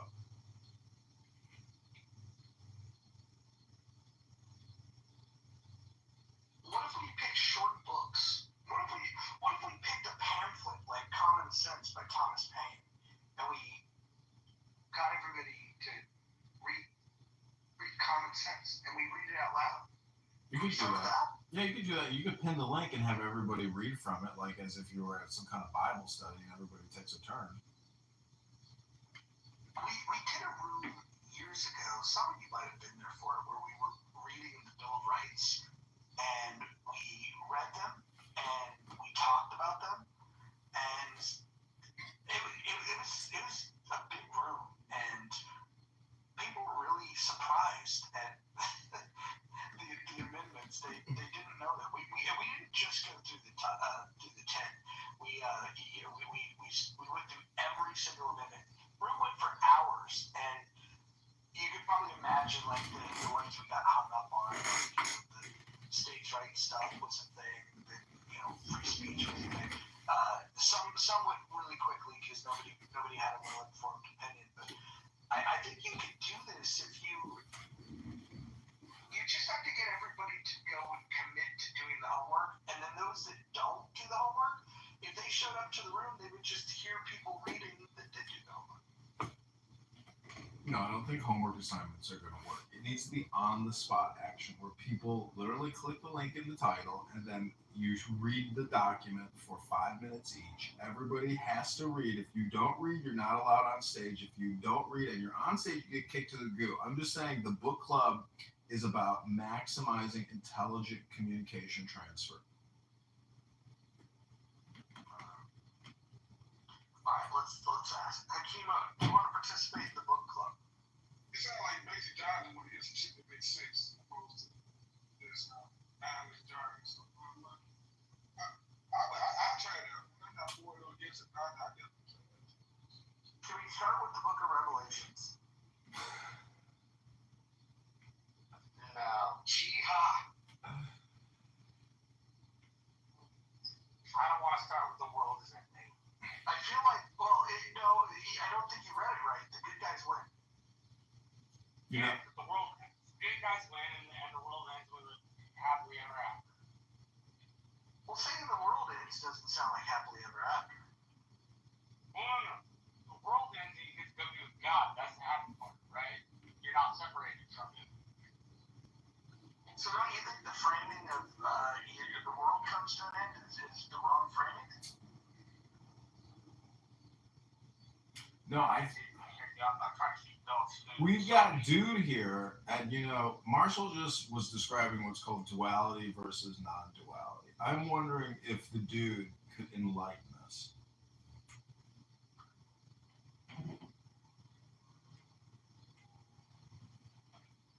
While dude is getting his thoughts together, I did want to point out how actually significant it was that Mojo kind of turned this into a book club right now. On the spot.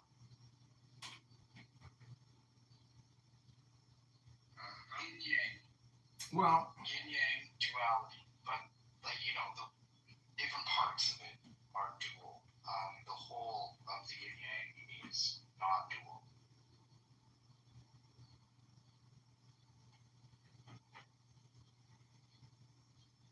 Dichotomy is dual. Do you think we'll get more people involved if we read books that were written by people of color? Oh, here we go. Here we go. You're doing it again, Roger. You're doing it again. see, that's why I say in a liberal democracy versus, let's say, a fascistic government, which demands one book or a couple books, that's why I say let people have the freedom of choice in book club to get their 3 to 5 minutes out that they want to read. I love reading poetry. Love it. It's ecstatic. And it's so much better than having endless conversations and heated debates.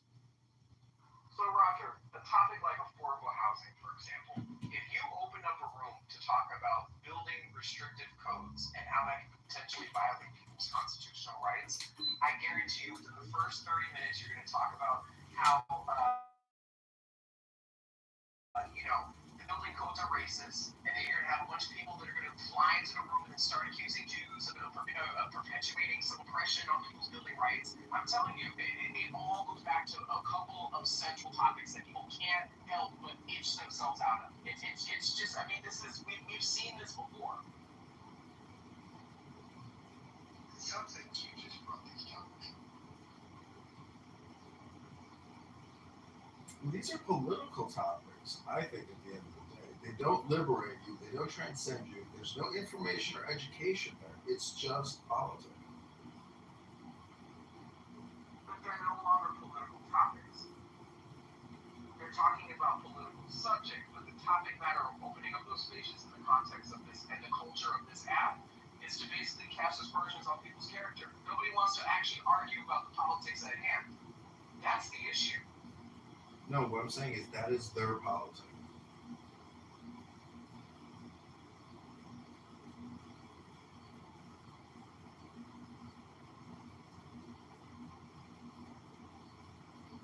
I mean, that's how they do it. I mean, I think all communication is political. So even when you start talking about the debt and the deficit, to me, that's still political rhetoric, propaganda in a way, because the truth is what Franklin Delano Roosevelt said, which is you do not have to fear fear. The only thing you have to fear is fear itself.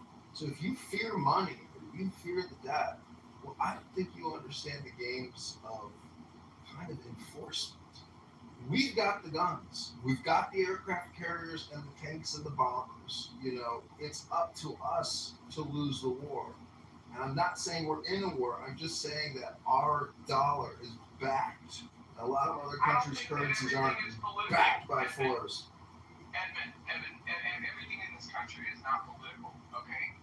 People put out a freaking cheat ad, okay, and thought that was political. That wasn't political. People's responses are political. The way they choose to respond, the beliefs behind their responses are political. But people's actions aren't inherently political. I think that we need to delineate what's political and what's just... Well, I just find it as a communication.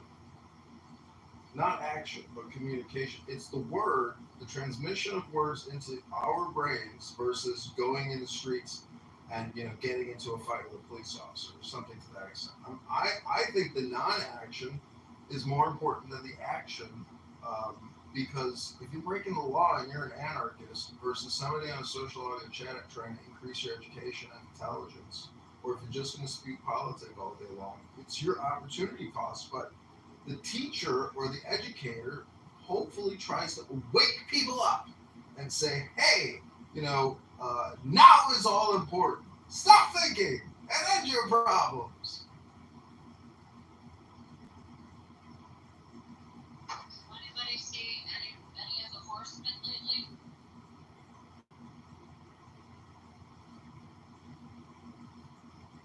The horsemen? Yep, there's 4 horsemen at the end of the world.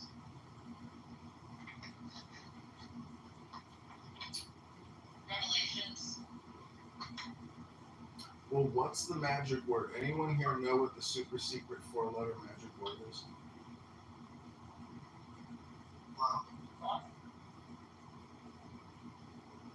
I mean, I think you could say LOVE is actually maybe more important than the GOD, but that's like 3 versus 4.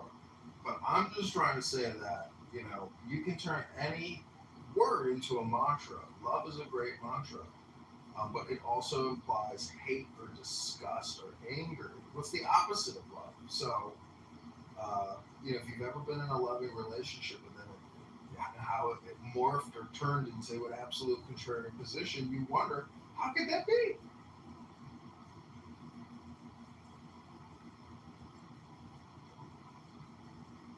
So why do people always speak about these type of topics as though there's either one or the other? Like, have you ever heard of indifference?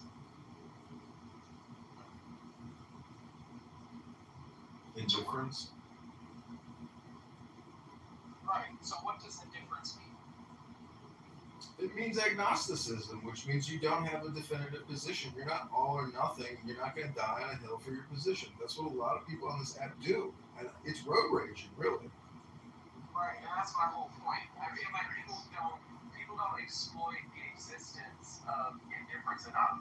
You know, there's some shit on this app that, you know, yeah, many of my Republicans I don't really care about. And a lot of those things I don't really give a shit about.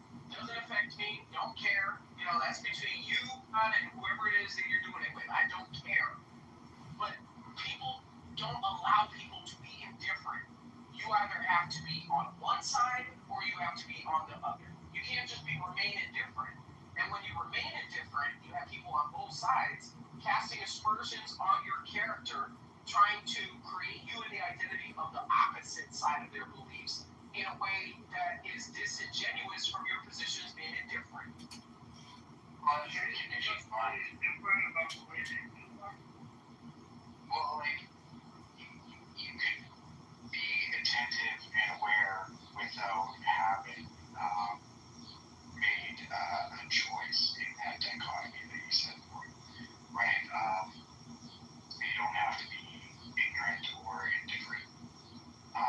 You can be attentive and aware and not in a dual mindset all the time. And be in a non-dual mindset, but aware and attentive. Okay, so let's look at the history of this app, and let's look at different topics where people were not allowed to be indifferent. COVID.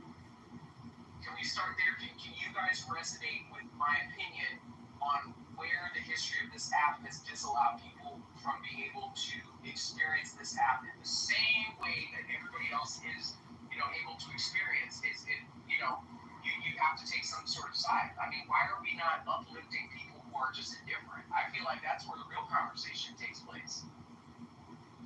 Well, with regards to COVID, medical misinformation will not be tolerated by the medical industrial complex and the censorship platforms. And they proved that.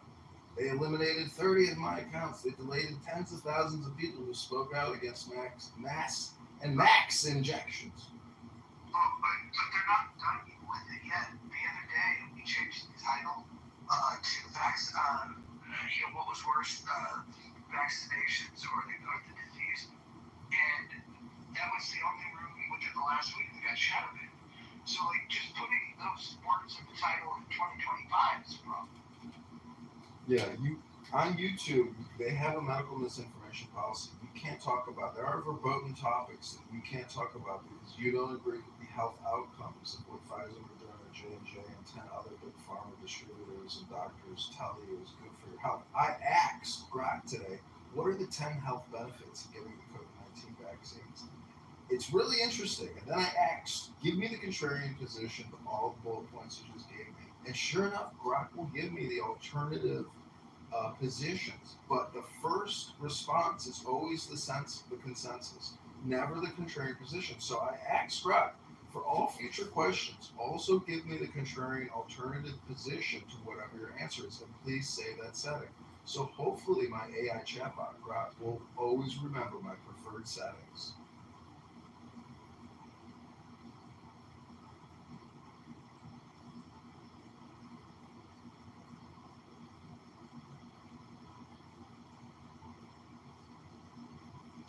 Can anyone here tell me what the health benefits were of getting, or are the benefits of getting the COVID-19 vaccine? Anyone here feel like there's any real health benefits? A bunch of liberals will stop nagging the shit out of you and you'll have a little bit of a peace. I'm sure that will make your blood pressure go down.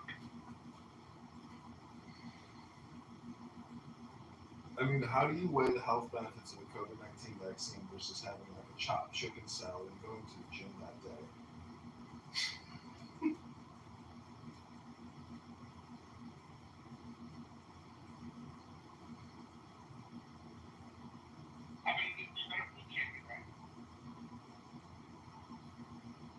So, anyone here know what a solipsist is?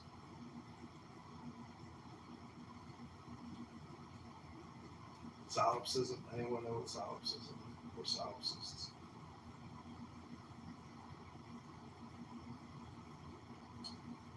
Well, I've heard it said that a solipsist believes that nothing really exists outside of his mind.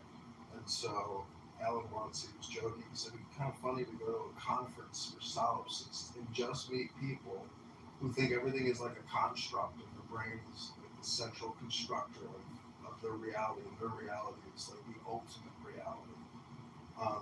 So it kind of puts everybody right back in the now, because in a way, we are all experiencing reality through our own little tunnel vision. And this app is technically a solipsistic app. Everybody here has an all or nothing position. That's why I say, like, is a future communication, event horizon on the on the bill? Is it in the future? Like, is there going to be, like, because when you look at all this technology, in a way, it's just like fascination spam. How can we, create a new moth to, flame with a moth? Like, there's no real innovation happening. Like, IQ is going down. The endless doom scroll. There's just zombies out there, not moving, looking at their cell phones, consuming, videos and pictures, and being stimulated by it. But, how do we enhance education with future generations in a way that has never been done before? Because if we can't generate more revenue and create, new industries or breakthrough technologies, we're just a bunch of consumer drone slaves, and there will be no way to get out of this fiat hyperinflation bubble that we have created.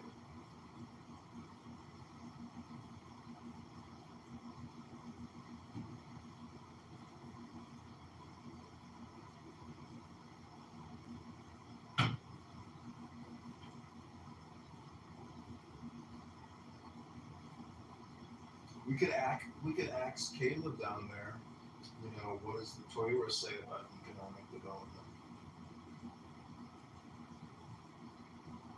Because I don't think relying on a debt jubilee to essentially consolidate or have a new meeting of the minds with regards to the accounting, the numbers, the responsibilities. I don't think that's going to happen. But I could be wrong.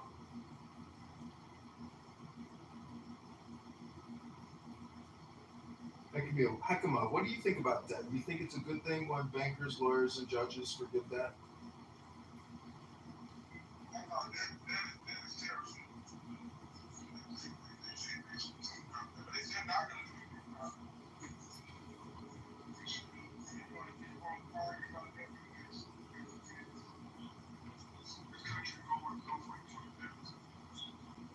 Do you know who one of Chicago's biggest lenders are?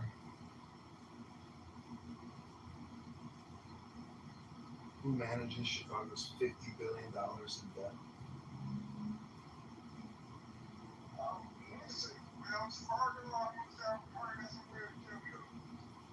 Bank of America.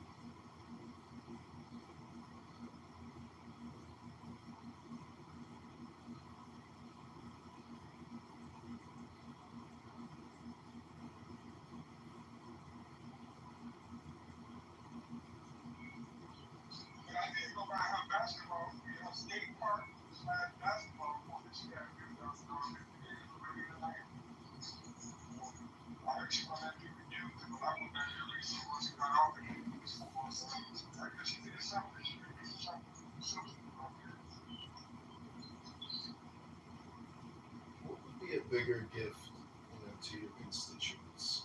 Cutting their tax rate by 50% for their income and their property, or building them a skate park?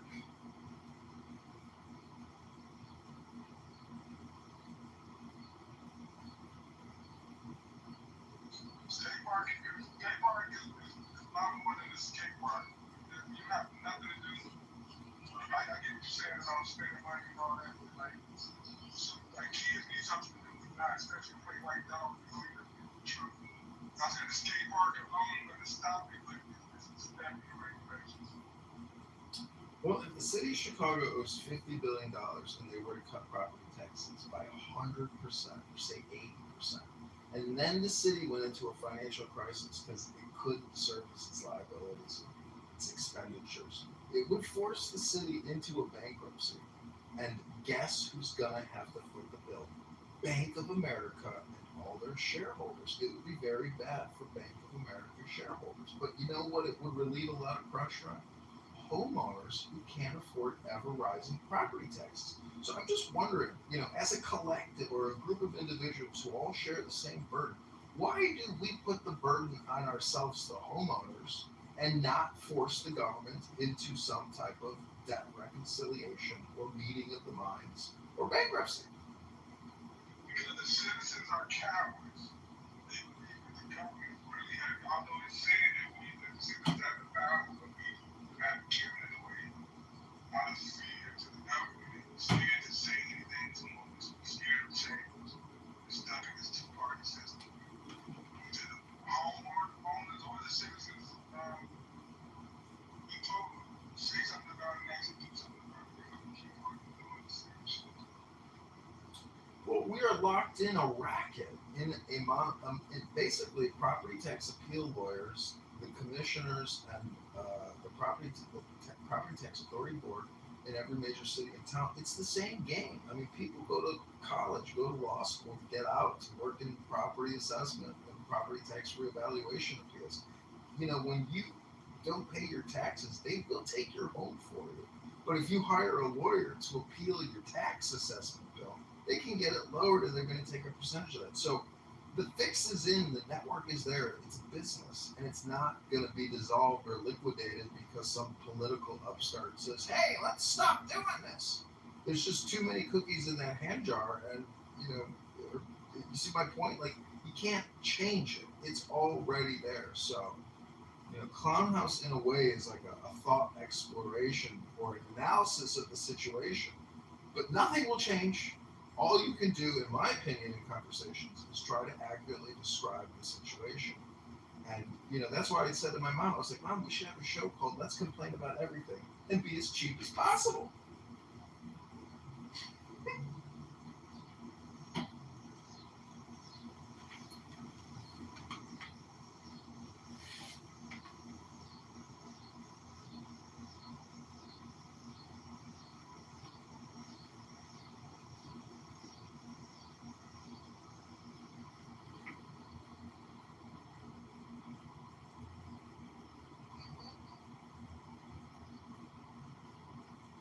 Tax. Listen, before we talk about these things, what are the things you think we should talk about? I'm sorry, on what? What are the new things that you think? What are the topics you propose that we should speak about? I mean, exactly. If you want to talk about like local politics and, pick different cities, kind of examining where the problems are going wrong, I feel like that could have more of an inspirational impact on things that directly affect their everyday life. But arguing about a bunch of people in Washington when they abuse, people refuse to acknowledge that they directly have a lot of control over those people's, presence in their position. I mean, I feel like it's just very dishonest. So if they want to have a conversation about local politics, I'm all for that.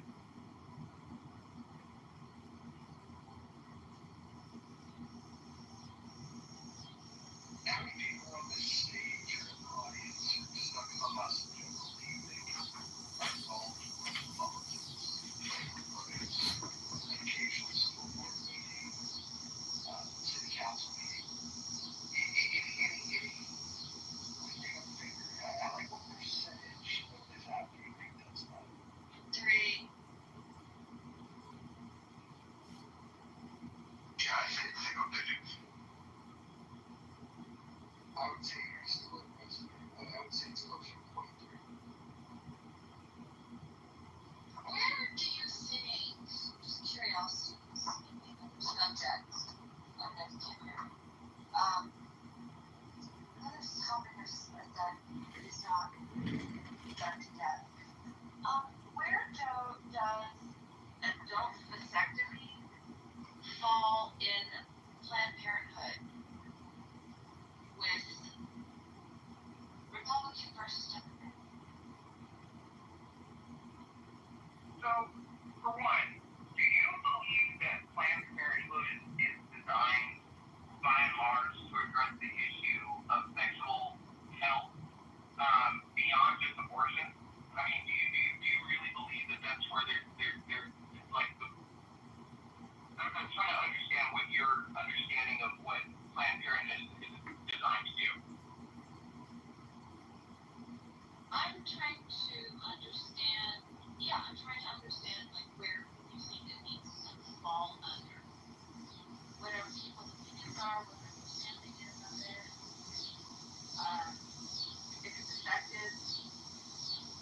young, how old.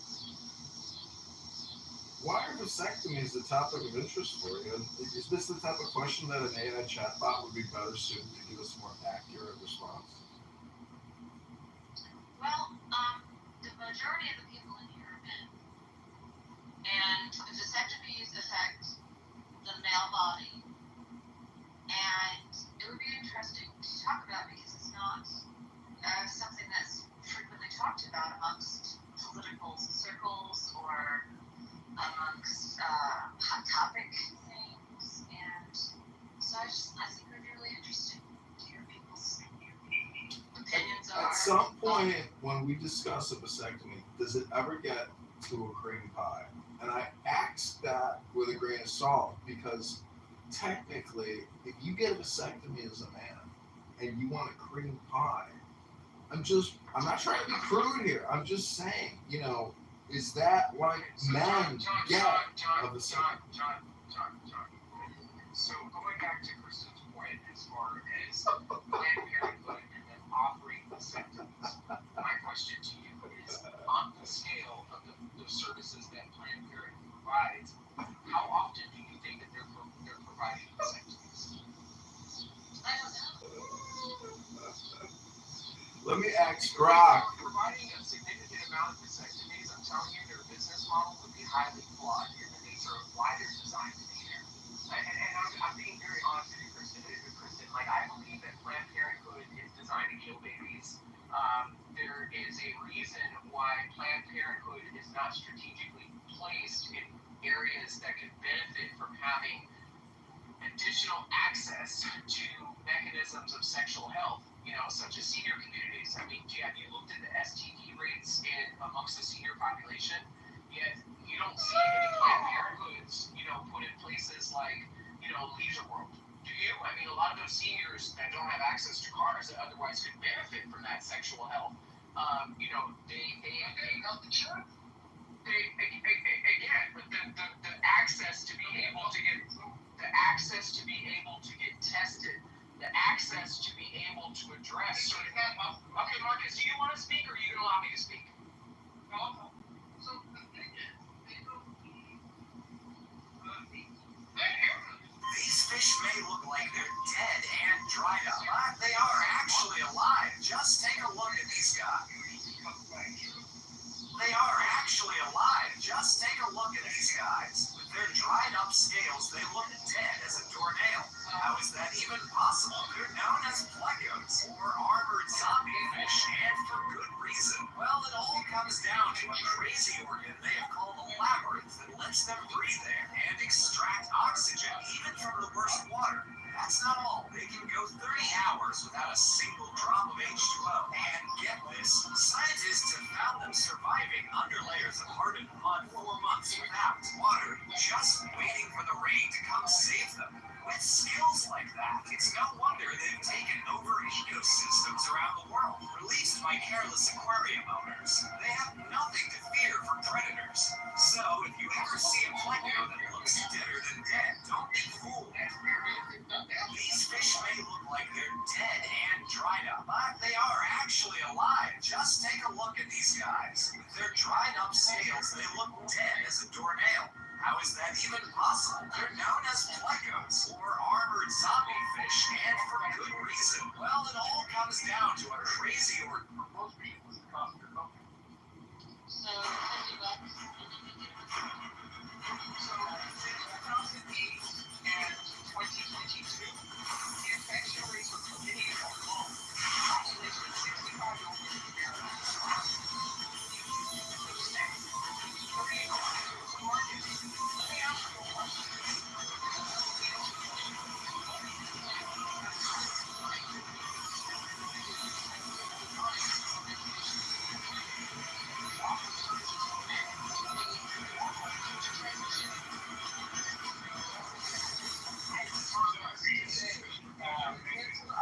Okay, so I think this we're having a problem where my audio is not reaching your ears and you're not hearing us.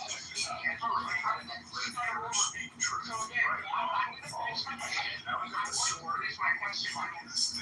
finish my question. Planned Parenthood is designed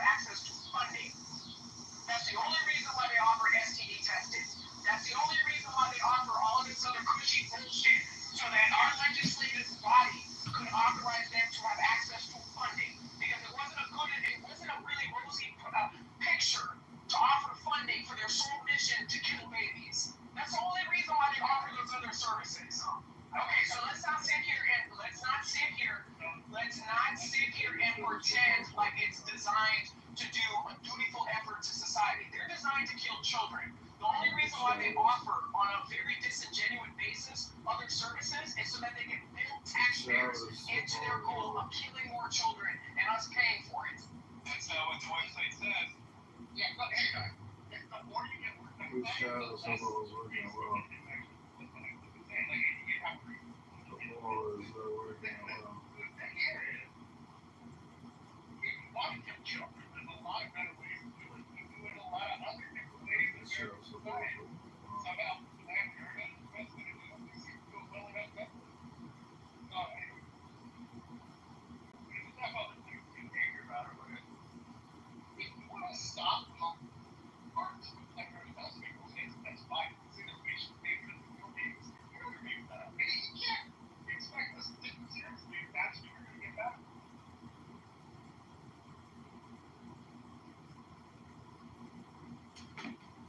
You know, I have agreements with Planned Parenthood.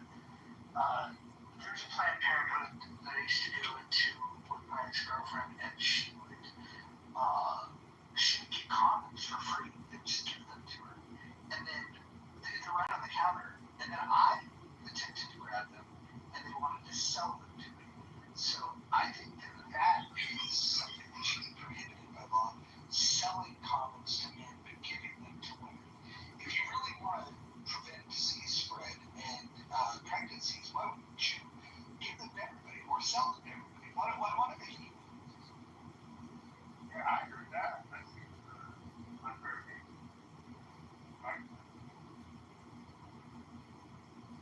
That wasn't very expensive. It was like $5 for $1, and then you'd always like make the mistake of grabbing like the gold coin one that's not lubricated. Like it's very useless. It's cool to have it, but yeah. You know, I remember the first time I put a condom on, I thought I knew everything in the world, but sure enough, that, class in the 6th grade or 7th grade which showed us how to unfurl a condom on a banana. When the first opportunity I had to make love to a beautiful woman on a beach in the Pacific, and it was the first time I ever made love. Sure enough, I unfurled that condom first, prior to putting it on my banana. And it turns out it's very difficult to put a prophylactic on your schmeckle when it's already been unfurled.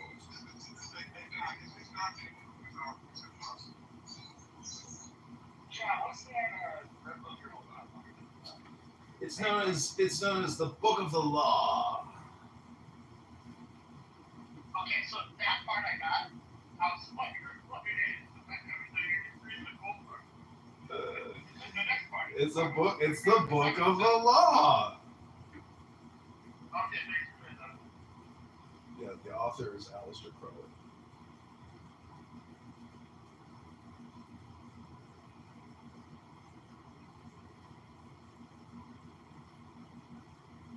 I mean, I think America is aborting itself by doing this reckless spending. I mean, that's what, people who generally get an abortion, they got financial problems, they got debt problems. And America is aborting itself and essentially bankrupting its currency and bankrupting its morality and ethics and virtue. I mean, we don't need our knights rushing over our perimeter to go fight narco-terrorists in Mexico or in Colombia or Venezuela and killing our youth engaged in combat and warfare against well-armed narco-terrorists. That is an abortion of our future security. I mean, I wish there was some type of group, not group think, because that's negative, but I mean, how do we optimally play this game as, American-loving patriots, as opposed to these phony deep state patriots that want to see Donald Trump, die or prematurely lose his presidency? There's a lot of people out there that aren't rooting for the team. So,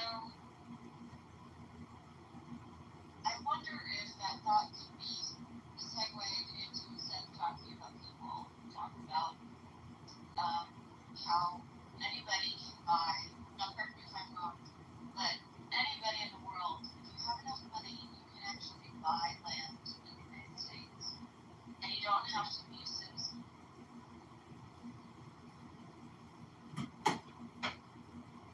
Yeah, that happens all the time. So that kind of scares me because the poorer that the United States become, citizens of the United States, the more difficult it is to buy property, to buy land. It's no longer owned by citizens of the United States. So what does that mean?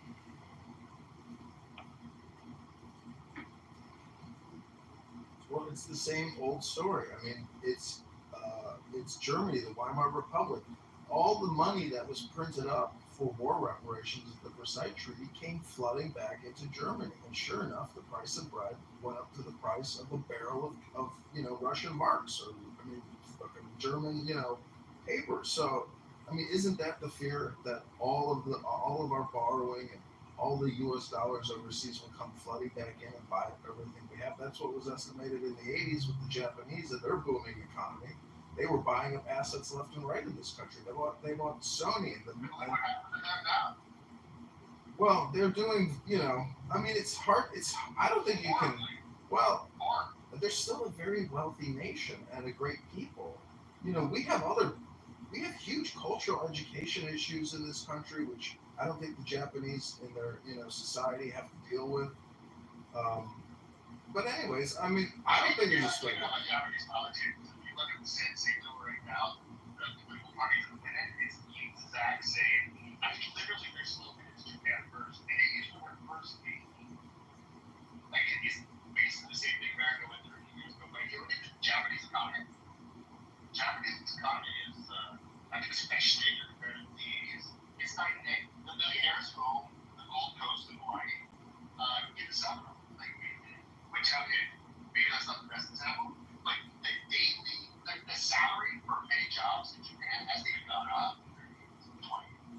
So, they're not doing very well. Stagflation. But Marcus, they don't have the Federal Reserve at $37 trillion in debt.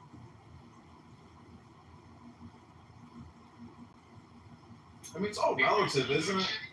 They see ideas, they're still doing shit, even though they don't have that. Like, that's not relevant. Like, they can have $37 billion in debt or not, it's still doing that? Or, I'm saying I'm that. confused on what that one. I mean, I guess you could look at that, debt to GDP as like, how badly governments are doing currency manipulation and plunging their populace into a future death spiral that they can't get out of. Well, if we sell all our land, maybe we can get out of the debt. Hey guys, John. It's Dr. Mitch. I just wanted to do an announcement. I'm driving past the Marine base in Camp Pendleton, and it's on fire. I mean, like, big time, so. Where is that take, Mitch? Where is that? Yeah, hey, it's Camp Pendleton, the Marine base in North San Diego. It's bad.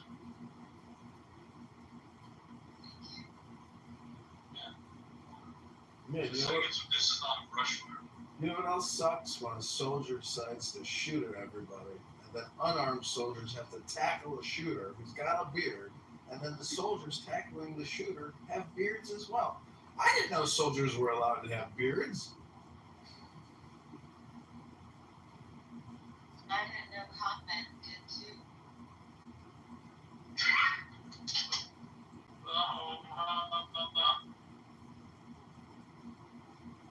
I mean, Dr. Mitch, what would you do if you were president, king, or emperor of the United States? What would you do for your people?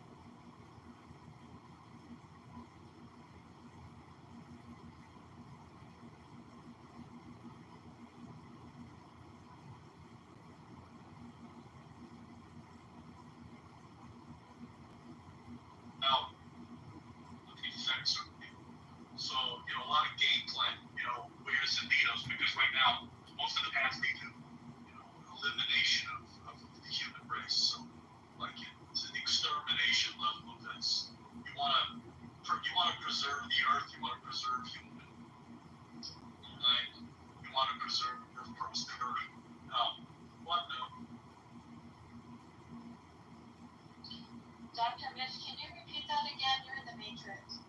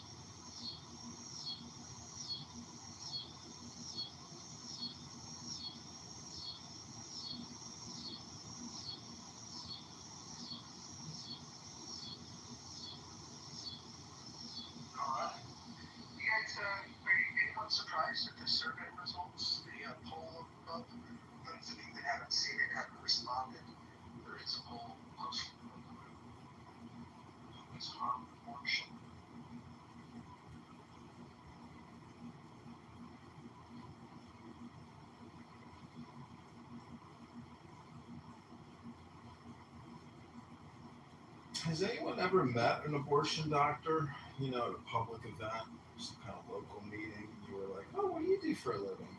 And she's like, "Oh, I'm an abortion provider." And you're like, "Oh, wow. Tell me about yourself." She goes on to tell you about when she went to med school and how she got to be an abortionist. And she tells you her interests in movies and arts, and you're like, "Oh, you're just like you're like in every other person. You're just another person like everybody else, right?" And but you know, take forceps and like rip a little infant's head off and suck it out and put it in the oil barrel and store the bodies. Like, you know, it's like, but I just, to me, it's like, how do people, they're like cute and smiling, or they're like ugly and ogreish. I'm just saying, like, to me, I've never met an abortionist or an abortion provider in the real world that I know of. They wouldn't tell you like that, John. They'd say, I do women's health.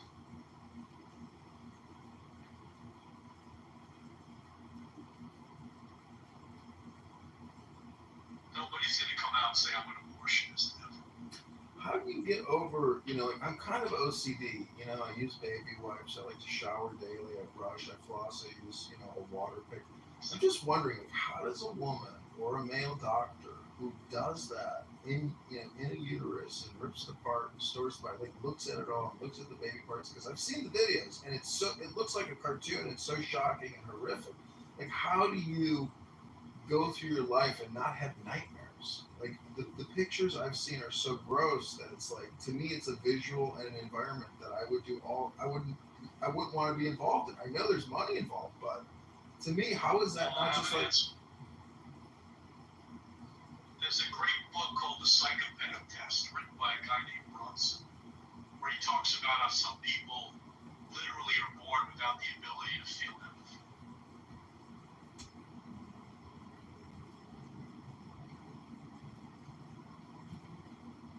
Yeah, I mean, I don't even like picking up dog poop on my front lawn. I don't know how people manage to dispose of baby parts.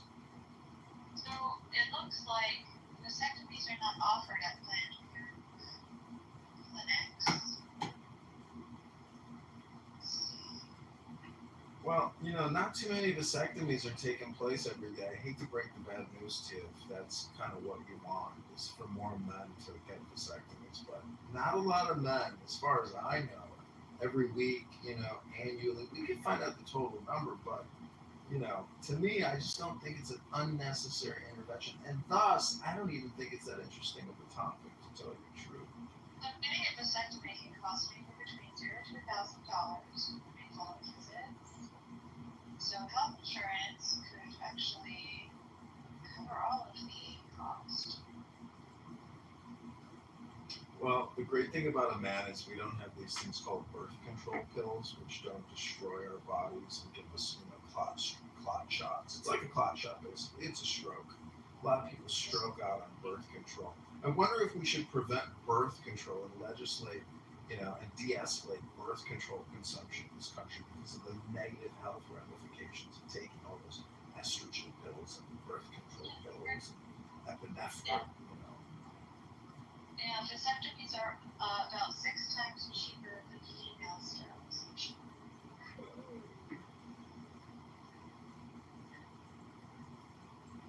Female sterilization. What are we running, like a dog pound here or something, Kristen? Disadvantages. Kristen, if you were leader of the American people and you were elected the president, what would your priorities be for your people, for we the people? The most common risk is infection, which is usually minor and treatable with antibiotics. Kristen, I'm not sure if you can hear me, but I asked you, what would you do for we the people, your people? What would your priorities be if you were elected leader of America? I'm in Oregon. Do you know a man who had a vasectomy that was close to you in your life, Kristen?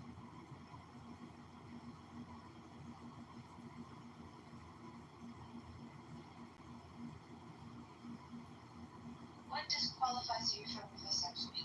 Ongoing pain in the testicles or testicular disease?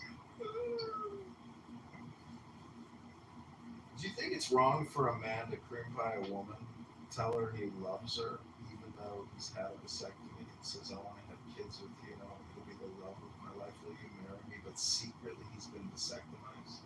Do you think that's immoral? You can get cost of vasectomy and Planned Parenthood can vary depending on factors such as location and insurance. But I went to the Planned Parenthood site and it didn't say anything about vasectomies. That's because they deal primarily with aborting children, little babies. They suck them out. They use a Da Vinci machine. They use forceps and scissors, and they just rip that little baby right out of that uterus. I'm kind of thinking that if somebody had a vasectomy, there would be problems. This was my whole point, Kirsten. Like, this was literally my whole point that I was trying to make.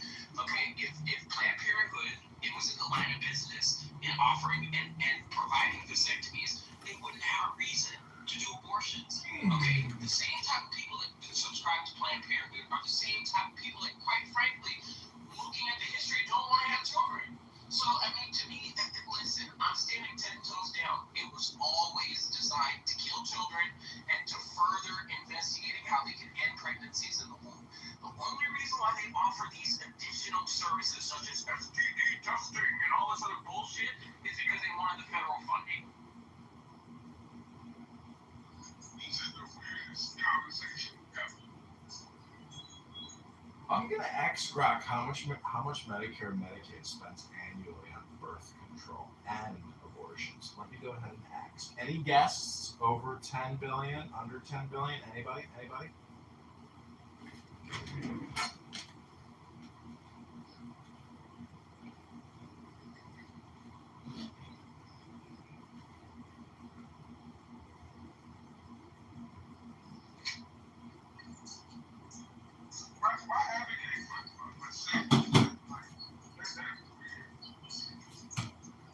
She hasn't even gotten to the chemical castration part. Vasectomy would be kind. I think she also probably endorses chemical castration.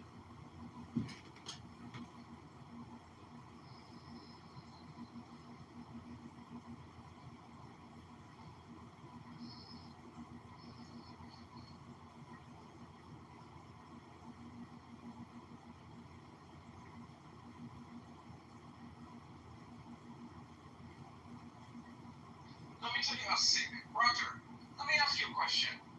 Have you heard of this new male birth control pill? Male birth control pill? What is it? Yes.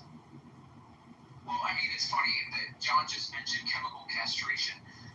It's supposed to be a male equivalent to the female birth control pill. So, I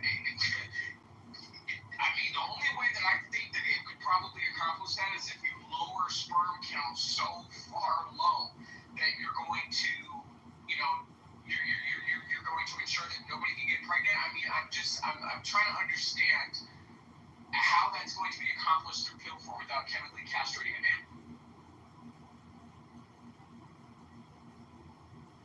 And you wanted me to answer this question? Well, don't forget, Plan B is a chemical castration, but that would be medical misinformation if we say that. So you can't. Therefore, mifepristone is not a chemical castration. It doesn't cause women to become infertile. That is misinformation. It's an abortifacient.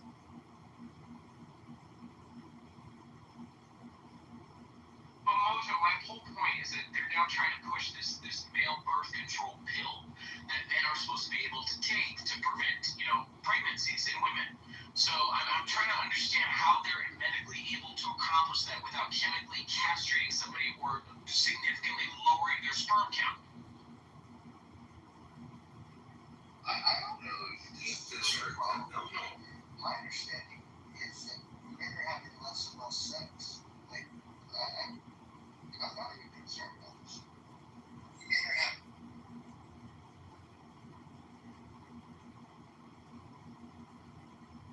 They got to agree that it lowers the body's testosterone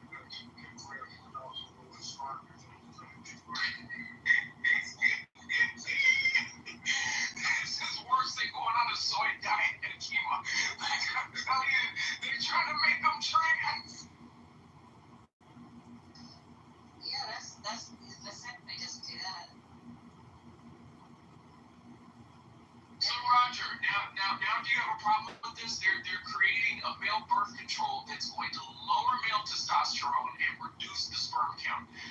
You don't see a problem with this? I mean, Roger, you're the first one to say that you feel like testosterone levels in the average millennial and, new generation of males is significantly lower to the point where they're a bunch of pussies. Now, in order for them to be incentivized by gaping pussy and not having to wear condoms, they're taking male birth control, which is effectively going to turn them into said pussies. Like, this is wild. Thank you for actually adding that context, Akima.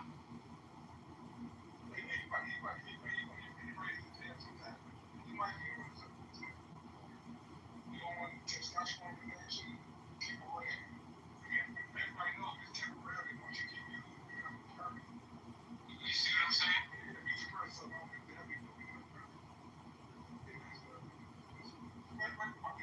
My whole problem would be with the person that's at the table. Who's at the table, I guess, is a new problem. I don't think they should make everybody got a right to the person that takes it. They don't even like force you to do something like that. And that's where the vasectomy is perhaps more of an option, because there's no chemical stuff going on that lowers testosterone. And the success rates are generally higher than when they're in reversal, when it is done within 10 years of the original time. Fascinating, Chris.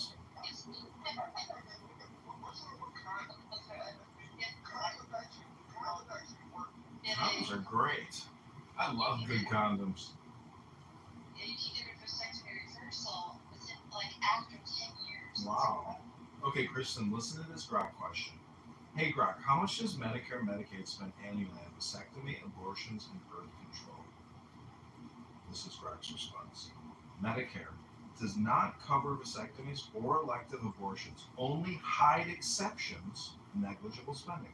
Birth control covered under Part D, no specific annual figure, but total Part D spending annually is $130 billion. That's just on birth control. This is Medicaid. Covers vasectomies and birth control as family planning. $2 billion estimated total in recent years. And abortions limited, states spend $71 million murdering babies in 2015. It's kind of updated. So about $100 million a year in abortions and about $130 billion a year. That doesn't make sense. Anyways, the number about birth control is shocking. Nobody could guess it was about $130 billion a year in pills for young women that want to fuck without a condom. No, so does it give you, and see, this is where you need to learn if you're running for Congress. What is considered an abortion on those itemized expenses?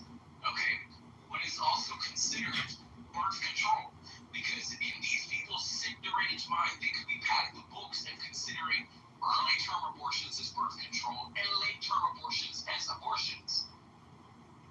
I agree. My previous Grok or previous research is that we spend $1 billion a month and murder about 60,000 to 80,000 babies a month in the United States. So it's a $12 billion a year program to murder about 1 million people a year in this country.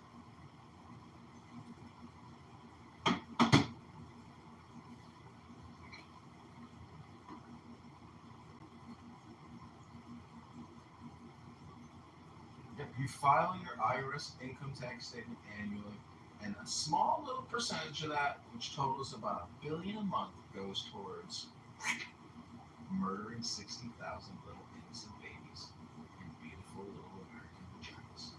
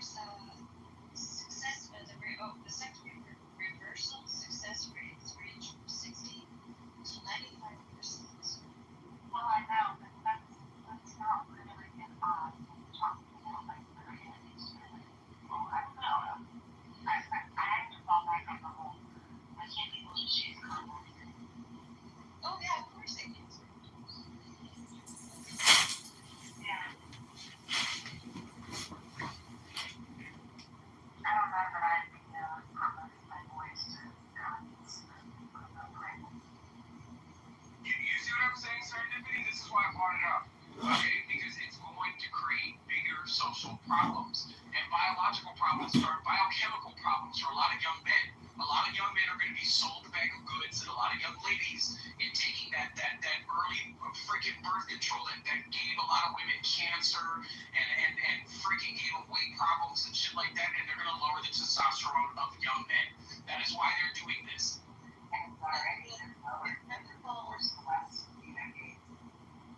Yeah, the chemical one would definitely does.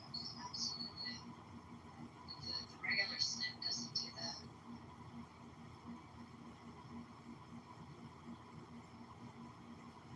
Hey, Alex, what is your position on rape, incest, like mother and danger?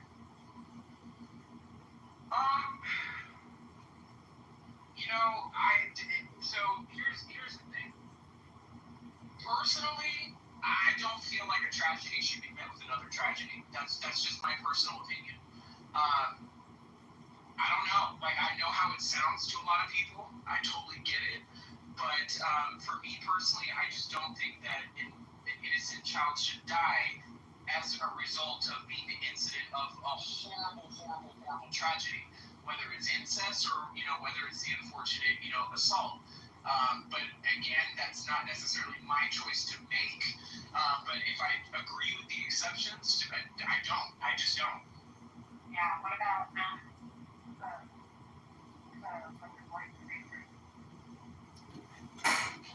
I mean, the mother's life in danger, I feel like all exhausted efforts should, go towards preserving human life in the utmost.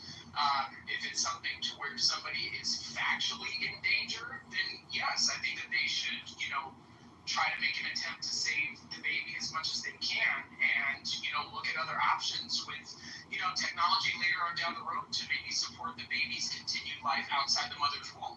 I'm willing to compromise in that regard, but I just don't believe that. I just believe that we're just too sensitized of just ending life in the form of the most precious beings in society with just this just didn't work, let's just kill it. Like I can't get on board with that.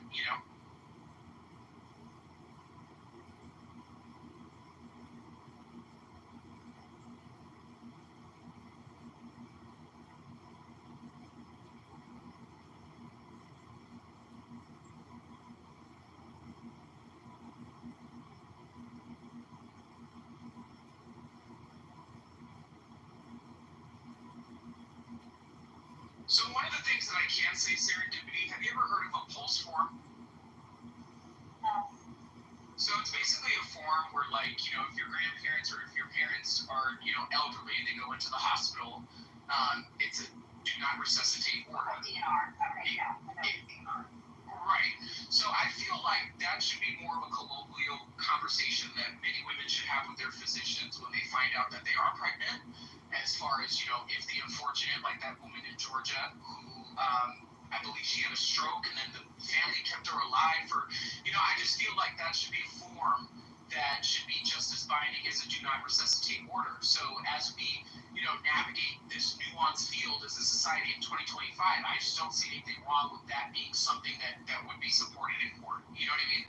Yeah, her family is not her alive. Georgia has alive and in the hospital. Her alive cancer. Right, but in this situation, what I'm referring to is, if somebody, and I feel like even for the family, it can't get any more clear with how they can reconcile with what their loved ones' wishes are. You know what I mean? Yeah. Yeah. And I guarantee they would take that for granted at this point.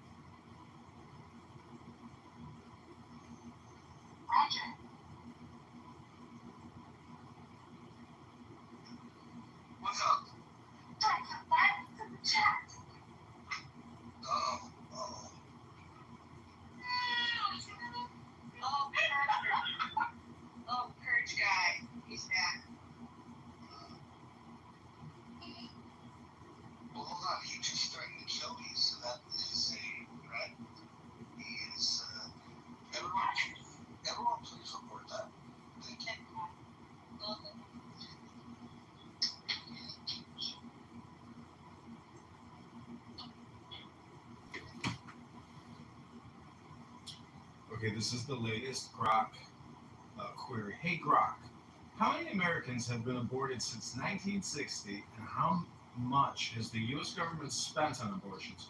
Also, break down the total number of abortions by race and income. Since 1960, 66 million abortions have been performed in the United States, per Johnston's archive estimates to 2025. So 66 million since 1960.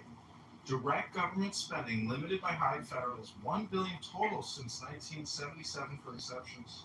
That can't be right. By race, 73 to 2019, white non-Hispanics are 48% at 29 million. Blacks, non-Hispanic, 19 million at 31%. Hispanic, 9 million, 15%, other 6%. By income, less than 41%. Those stats don't make sense. But anyways, that's my Grok query with regards to abortion. Please respond to the poll question about. Thank you.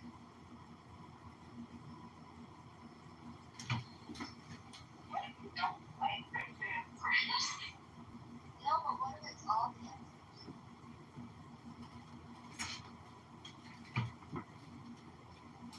Well, it turns out that more whites have been killed from abortion than blacks. And can you explain to me how a woman's right to choose and black genocide could all be true at the same time? Do you believe a woman should be able to choose black genocide? No, I believe that women should be able to choose if they want someone to live or not. That includes the fetus and her stomach. That includes her neighbor. That includes someone she dislikes. Yeah. Am I wrong? Hold on. My dogs are getting crazy. I think this is point what the first option in the she calls them a right to one. Is that your dog? Yeah. Well, women are so choosing anything in the fucking kitchen and sandwiches. I don't think Roger's dog likes your answer. What did the Rogers dog hear about the sandwiches? Cool. That's the same thing.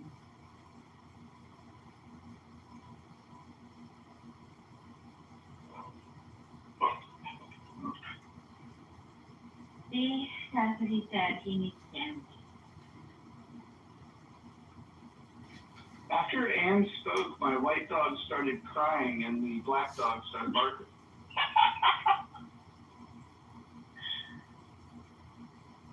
I wonder why.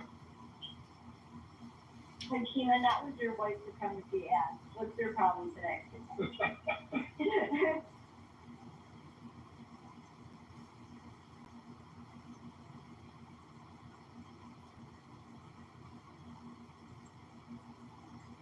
But honestly, who in here is whiter than Nikki? Wait, did you see the poll, Ann?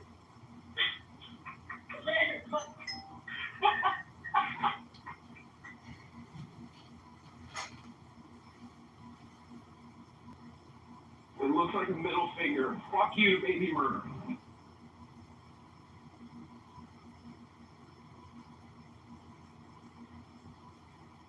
Hi, Tommy. Hello. So I mean, Roger, if you kind of interpret a different finding in that data, would it be fair to say that only 15%, well, 25% now, but the majority of the room is actually opposed to abortion? Yeah, I would say the majority of the room is opposed to abortion. Can two things be true at the same time?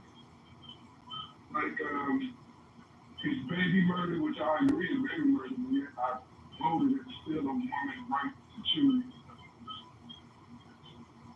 A lot of things can be true at the same time.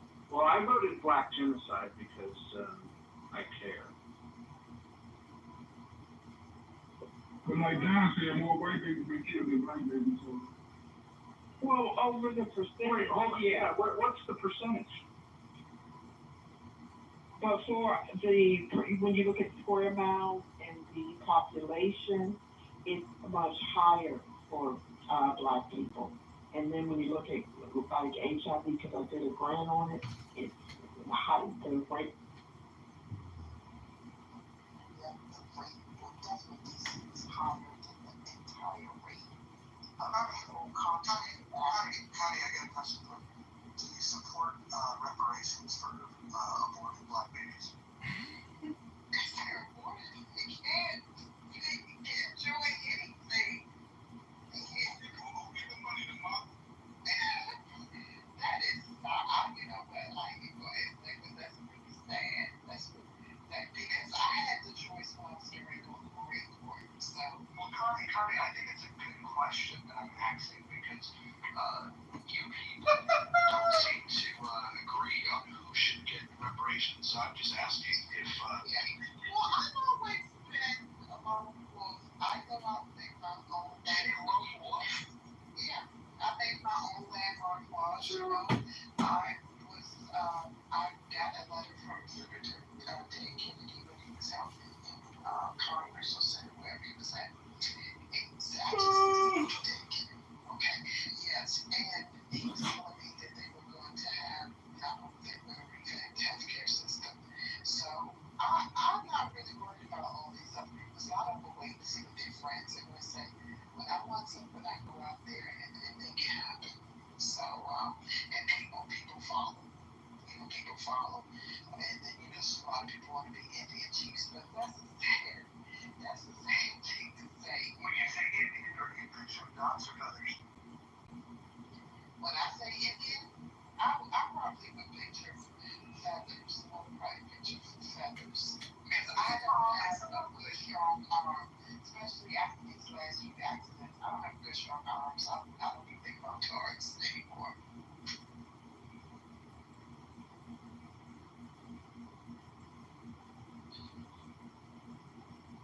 Mojo, thinking of even wondering if Indian means not a feather is purely a Northwestern thing. I grew up in Seattle, and that's a question often asked, but I live in Georgia, and nobody's once said that to me in 20 years. It's the first time somebody asked me that.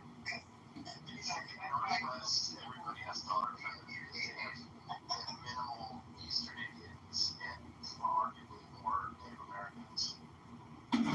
Eastern Indians. Well, if you go to Redmond, that's not true. If you go to Redmond, you're such a sarcastic son of a But he's talking about because Microsoft employs a lot of engineers from me. I guess Issaquah probably has quite a few Indians these days as well. Do they serve curry at the Christmas party? No, but I can tell you the elevators don't smell very good after lunch. You know, I got a question for Connie. Connie, I've heard on Clubhouse people complained that black babies were being fed to alligators, and I find it interesting that here we go. That we object to that, but as long as an abortion doctor is what's killing the baby, that's okay. But feeding them to alligators, that's bad. Well, I think, you know, it's a woman's body and it's her decision, you know, how she wants to do it. I was reading up and I take it more sensitive. I feel like the alligator is against their will, and so it's not the timing, and so they feel like that's genocide.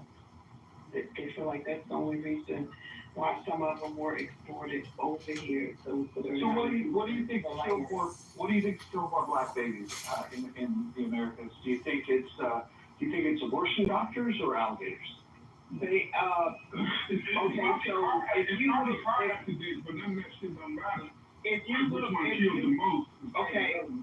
if you look, if you have to look at the time span, every black person that can claim a recent leaving of the continent of Africa 400 years ago is not like me. And so that's the aspect of me. So let's take it back to the 1600s. There's an ancestor that came over here from one of the nation states in the continent of Africa. So if you look at hold on. In the 1600s, you believe there was nation states on the continent of Africa? Of course there's nation states. Everything came out of Africa. No, but hold on. The concept of nation states didn't happen until after empires died at the end of World War I. First of all, you had lines drawn arbitrarily through colonialism, like that. So you had Nigeria that was, created. What is? Yeah, hold on. Let me finish. No, I got a question for you. I want to ask you a question. Do you think that nation states were in existence? I say it to let people know that there are geographical boundaries and borders, and not to get any particular culture, tongue, or specific area mixed up. And I've seen people from Africa get upset about that. So they want you to know that, they're from Rwanda or maybe South Africa. So, so I just say that to let people know that there's borders there and, there's territories. But anyway, just going back to, let's go 400 years back. Unfortunately, from the research I've done, and I'm always looking and reading, abortion, from what I know of, has been the highest baby killer. If you go back 400 years to now with Black women, the abortion has been the highest baby killer. So in like an effort of restoring, autonomy to Black America, why then are Black women supporting it? I don't know, but I believe that this is definitely what is causing friction with the man if he chooses to stay. No, but it shouldn't be a matter of if the man chooses to stay or not. I mean, if you look at all the political, activism and, some of the statements that were made as far as, marching for George Floyd and the indignity behind, police violence and how it's going to, protect Black babies. But then if we look at the historical cause behind Black babies being killed in the Black womb, we see a certain practice that Black women, for some reason, that align with a certain type of democratic, a democratic following and liberals, you know what I mean, which our Black community is full of. Okay, why are they not talking? The privilege is right in the neighborhood. So why then aren't Black women having a conversation, as opposed, instead of having conversations about hypergamy and all of the things that are, associated with getting the bag, why don't we say babies in the womb? You see what I'm saying? But the second Black men go into those spaces and they say something, it turns into, vitriol. I mean, it's just unacceptable. I don't care if I have a womb or not. It's unacceptable. Killing Black children is unacceptable. Okay, so well, I got something else for you that is unacceptable. There are our David just died on a patient with white. Not this one. He was very dark skin, and that's how dark was he? Like your shoe dark. Your Black shoe dark. like his beard. Yeah, all of that. So look, check this out. I was patient with him. There is a great growing number of Black women that hate Black males. And so he said that the women that he dated, he would keep in close contact with the boys because the women, they had so much hate and fury for Black males, they couldn't even turn it off with their own children.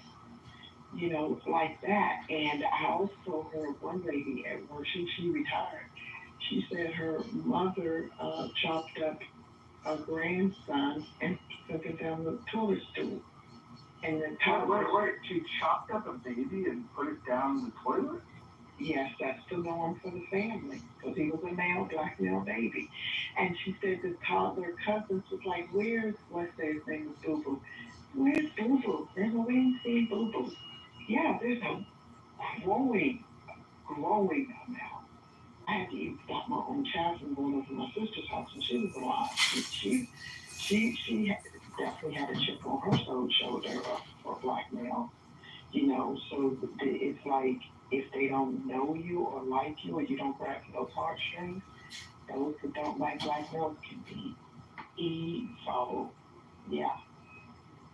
So I don't know that. If there's 30 million in this country, I probably wouldn't be surprised if it was 25 million that hated black male. Yeah. And it's a growing movement. And Connie, when you talk about like Southern roots and even in places in Middle America where black people existed, how many of these women were caregivers killing people? You see what I'm saying? How many of these women were in caregiving roles? Okay, nursing their sick husbands. I don't know. But my grandmother, you see what I'm saying? Stage 9. She had stage 9. And after my grandfather died, she would talk to his ghosts, and they didn't get along very well either. Yeah, and then I know, but see, a lot. I'm gonna tell you one trigger was they weren't valued, so they were expected to leave home early at 14 or 16. That was, I'm sure that was a trigger right there.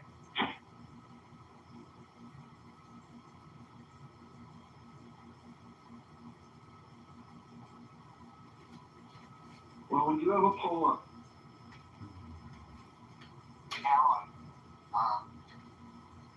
finding the results interesting.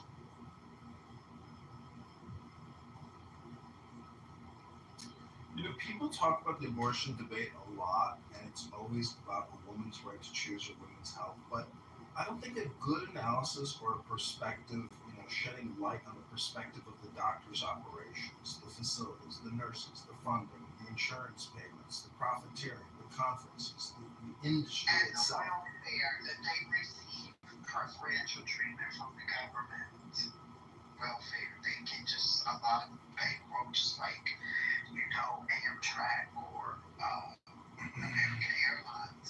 But I said I was on my way to the Marine Corps, and they sat me down and said, don't rush, because if you were doomed, then you could have 8 years, and then they would have to make that. So then I started listening, like, okay, this person's on my side. And they showed me abortion pictures, and they just go in there and poke something, and the baby just starts fighting with his arms, and then they, chop up stuff and then suck it, like that, and they have to be very careful because it go wrong, and then they got to bring what's left of it out of the womb, and it's just in so much pain, and then you finish stabbing and chopping it up. But once I saw that picture, I was like, I'm not going in the Marine Corps. I'm staying home with my baby. It's terrible. But had they not shown it to me, I would have ran the risk of damaging something and never being able to have kids.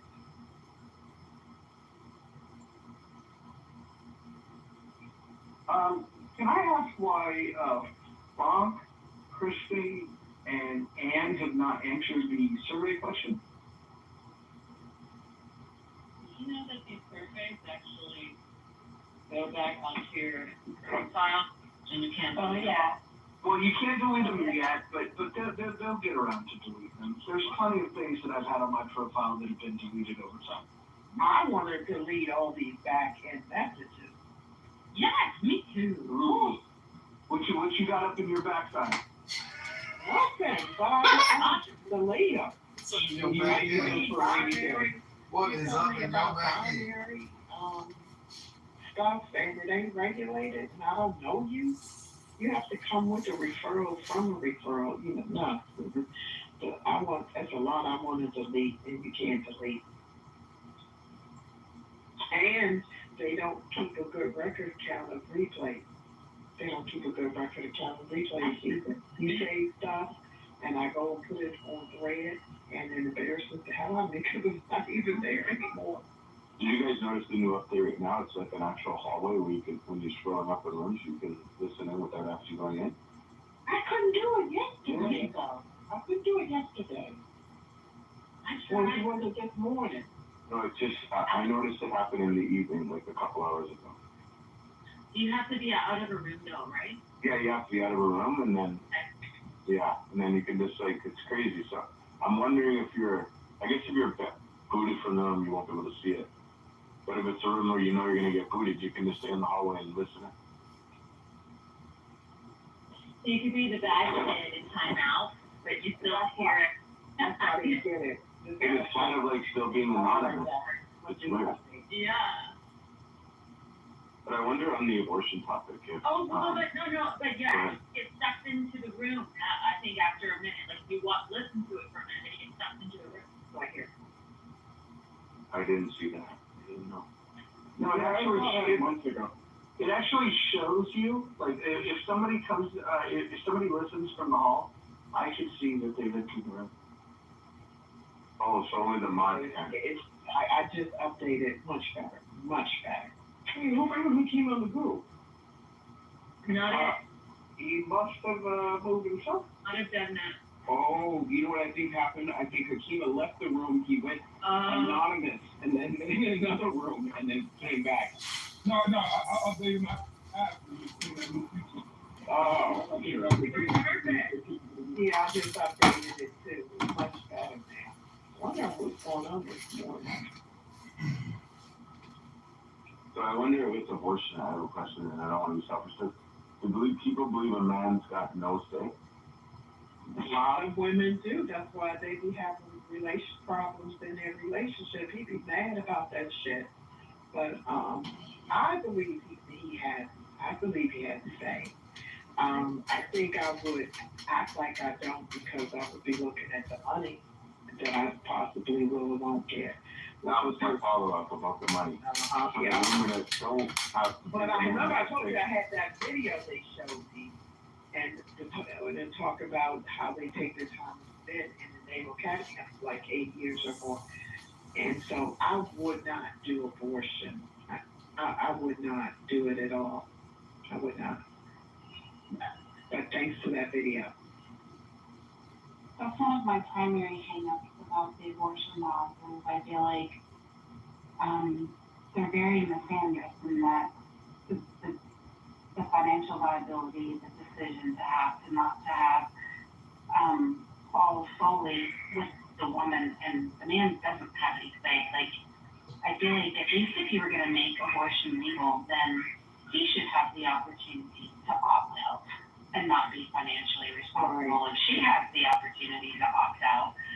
And I think he should be able to say something after 6 months too. I really think he should.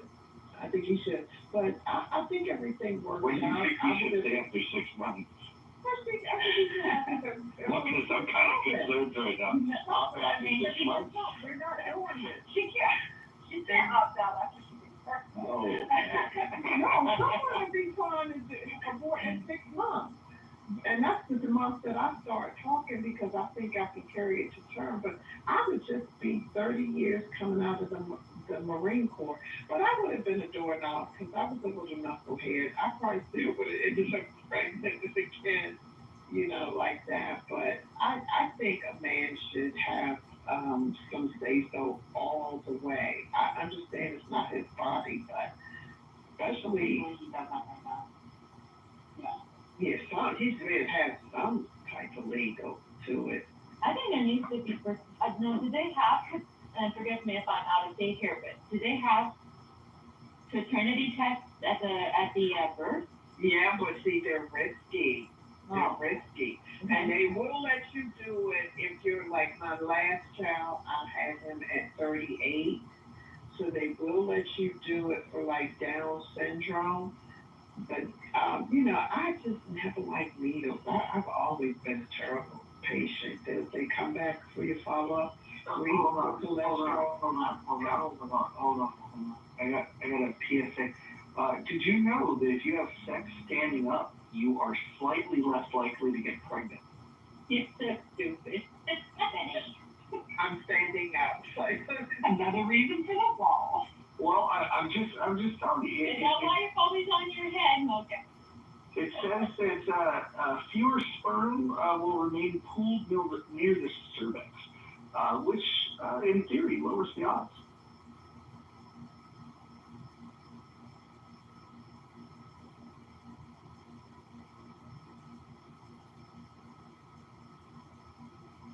And have you not updated the phone, or what? Why aren't you doing the survey? No, she's being ridiculous. She thinks that if she redeems the survey to the terms and conditions of service, then she can sue Clubhouse for refusing her information. And I keep telling her every time she exits out of that spot, she is still consenting because she uses a freaking app. She might as well enjoy the perk. Yeah, using the app is consent. Yeah, have you guys, has anybody ever been to Chick-fil-A? Oh, yeah. Yeah. Have you actually looked at the sign at the drive-thru window? What it says? What does it? It says, by you being in this line and ordering from Chick-fil-A, you automatically give consent to be in one of the promotion advertising videos and being recorded. Oh, that happens when you go to Monday Night Raw, too. Wow. I don't mind that much because I got like 14 million views on Google Maps.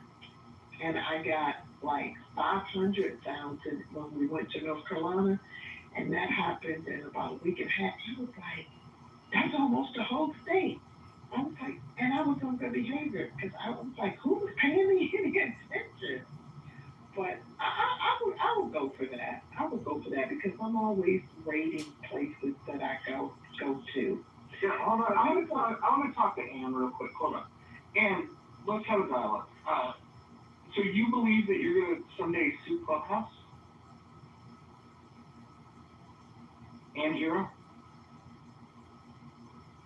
She must have stepped away. She should. All of these apps take your stuff and don't, give you any. She's not going to be able to sue. Sorry.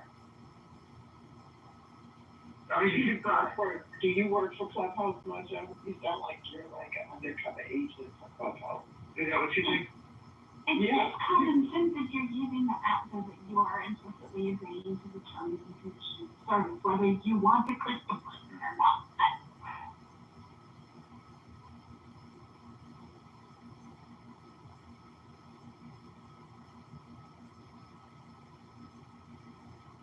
Yeah, I don't think I don't. Hold on. I don't think I would make a good Clubhouse employee. Twice I've led revolts, once to Fanbase, once to Chatter. I've had an account completely deleted, and I've had this one suspended just very recently. I just don't think I would make a very good ambassador. I'm not a great brand ambassador for Clubhouse. So you're loyal to yourself, and that makes plenty of sense.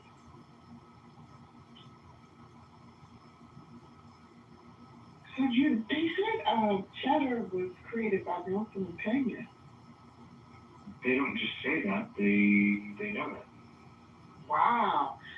So he was with that. I forget what that guy was that he used to come on live with. So he just really has been building himself up and growing and progressing like wildfire. That's good to hear. So would you think that with Isaac Hayes building Fanbase and Nelson Ortega building Chatter, would you say that those are slave revolts?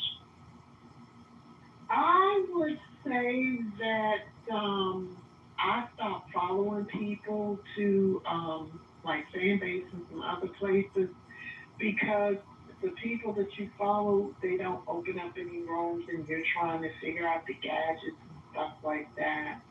Why did you go to Fanbase in the first place? Following somebody from Clubhouse. Who did you follow? I think it was Freddie or something. Freddie Roosevelt? Yeah, and his brother, Jimmy White, yeah. just trying to be supportive. You know, if you're connected with somebody or you come in there and they give you a like, you know, I try to be fair and supportive as for, you know, every room that I go into. And I just stopped doing that. When people tell me about a new app, I'm like, I barely can keep up my pages, you know, where I'm at.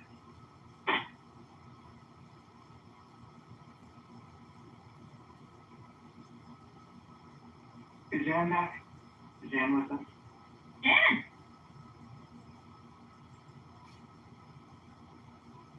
no, I think she's still gone. I'm gonna text her.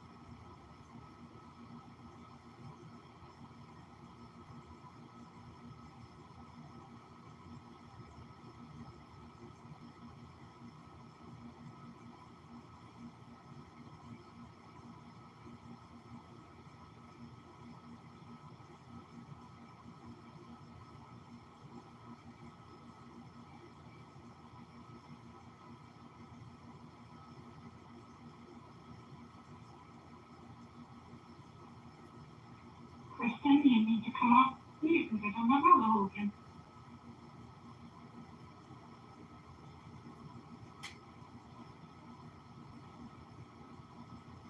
I think I'm going to remove Frank from the stage from that building. I mean, is what he's doing in the chat is considered spamming?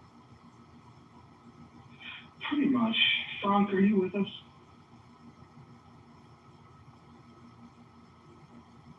Frank, are you with us?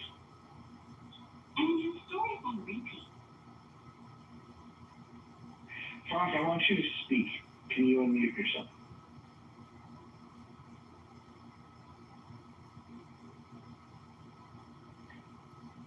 All right, I'm going to count from 3 backwards. Oh, he's counting. 3, 2, George Michael. 1. All right, Frank. No more Frank. This is why you do this to children. And now he's calling you a bastard? Oh, he wouldn't do that. That would get him removed from the room. Well, he said it kind of. I don't even know what he's saying. He said Mojo is doing this I don't know. He didn't quite say it, but. Yeah, he didn't quite get there. Yeah. You know what? I'm going to bring him back up just so he can clarify what he meant. Let's see. I'll give him a second That could chance. be indicative of the fact that he doesn't speak English. No. He speaks perfect English. We've had him do full concerts. He can sing all of those Michael songs. Yeah. I will be your preacher, teacher, anything. Can you Frank, can you do a George Michael tune for us? Can you do the Father whatever one? Frank, this is not going to go well for you. It's your last chance. Do George Michael and you can stay. Should you give him a cookie?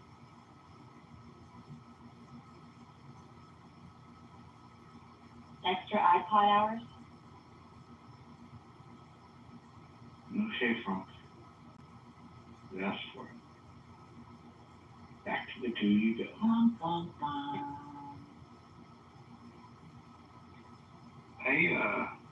want to take a moment, since we're not talking much here, to give Connie some flowers. I had a conversation with my son. I live in Atlanta. My son goes to a very, very mixed school, about 50-50 black-white. And ever since my son was a little tiny kid, an infant in fact, he loved black women. If a black woman in public approached him when he was an infant in the stroller, he just lit up like the sunshine. Like he just, there was no question that he preferred black women. And as we get older, it hasn't changed. And he's 18 now, he just graduated high school. And we went to the most mixed school in Atlanta that's among the good suburbs. Most of them are, the high performing suburbs are almost always overwhelmingly white on purpose in order to try to maintain those standards. But I put him in a school called Sprayberry, which is a top 10 school in the state, but it's by far the most diverse school, and we did it on purpose. And he has dated one black woman in high school that was a pretty cool person. But ultimately, he had a conversation with me recently, and I'm getting some more of this. And he said that, Dad, you know, it kind of sucks because my experience in high school of wanting to date black women is that he's a very quiet, soft-spoken, kind person. Very, very, very easygoing, extremely easygoing. And he's intimidated and overwhelmed by black women. He told me that, you know, the ones I find attractive are overbearing and reactive and loud, and he said obnoxious, and it frustrates me because I want somebody that's calmer. I want somebody that, you know, that looks the way I want her to look, but I also want that calm energy.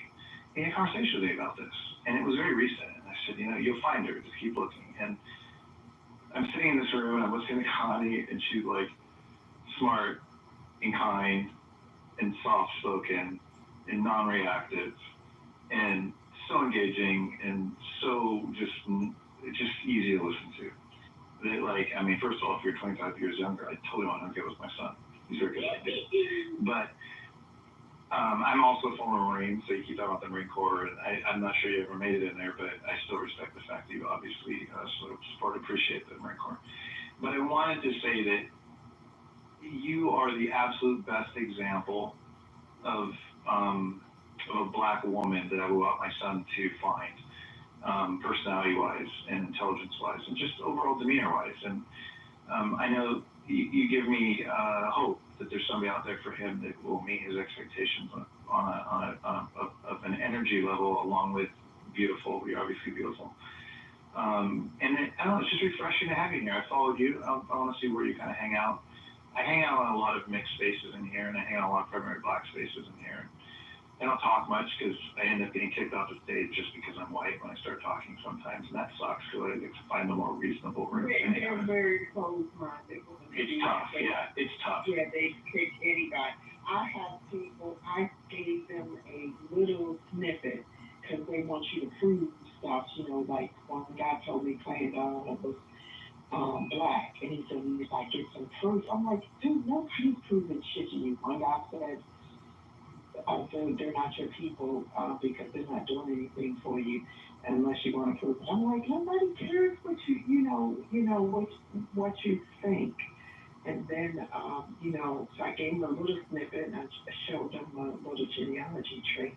And so, but they were so freaking ignorant because they didn't.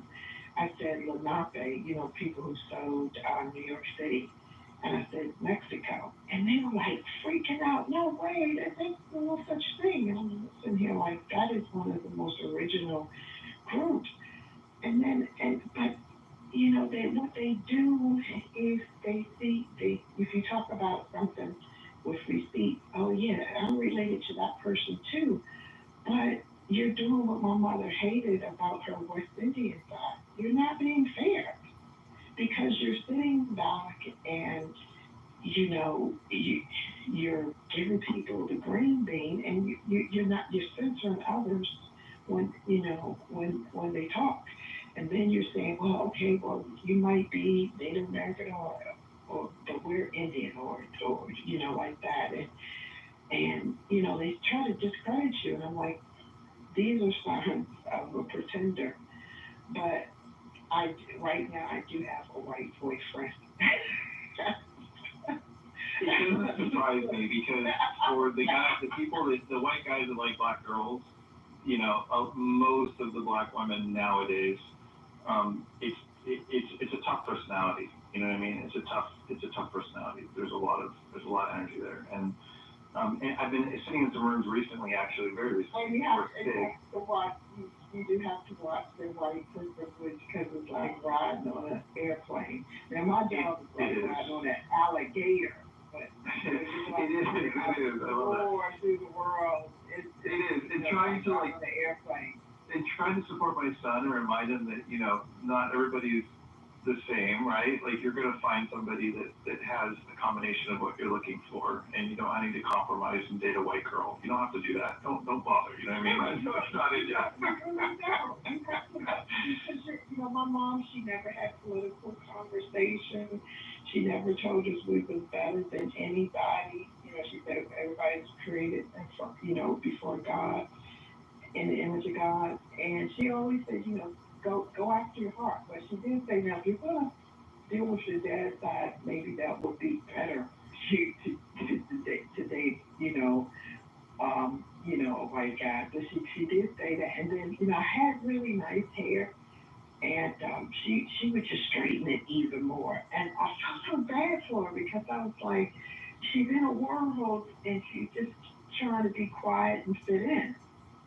And I was like, how you can't get into these straighter? And I felt so bad for her. There's a guy here named Sig.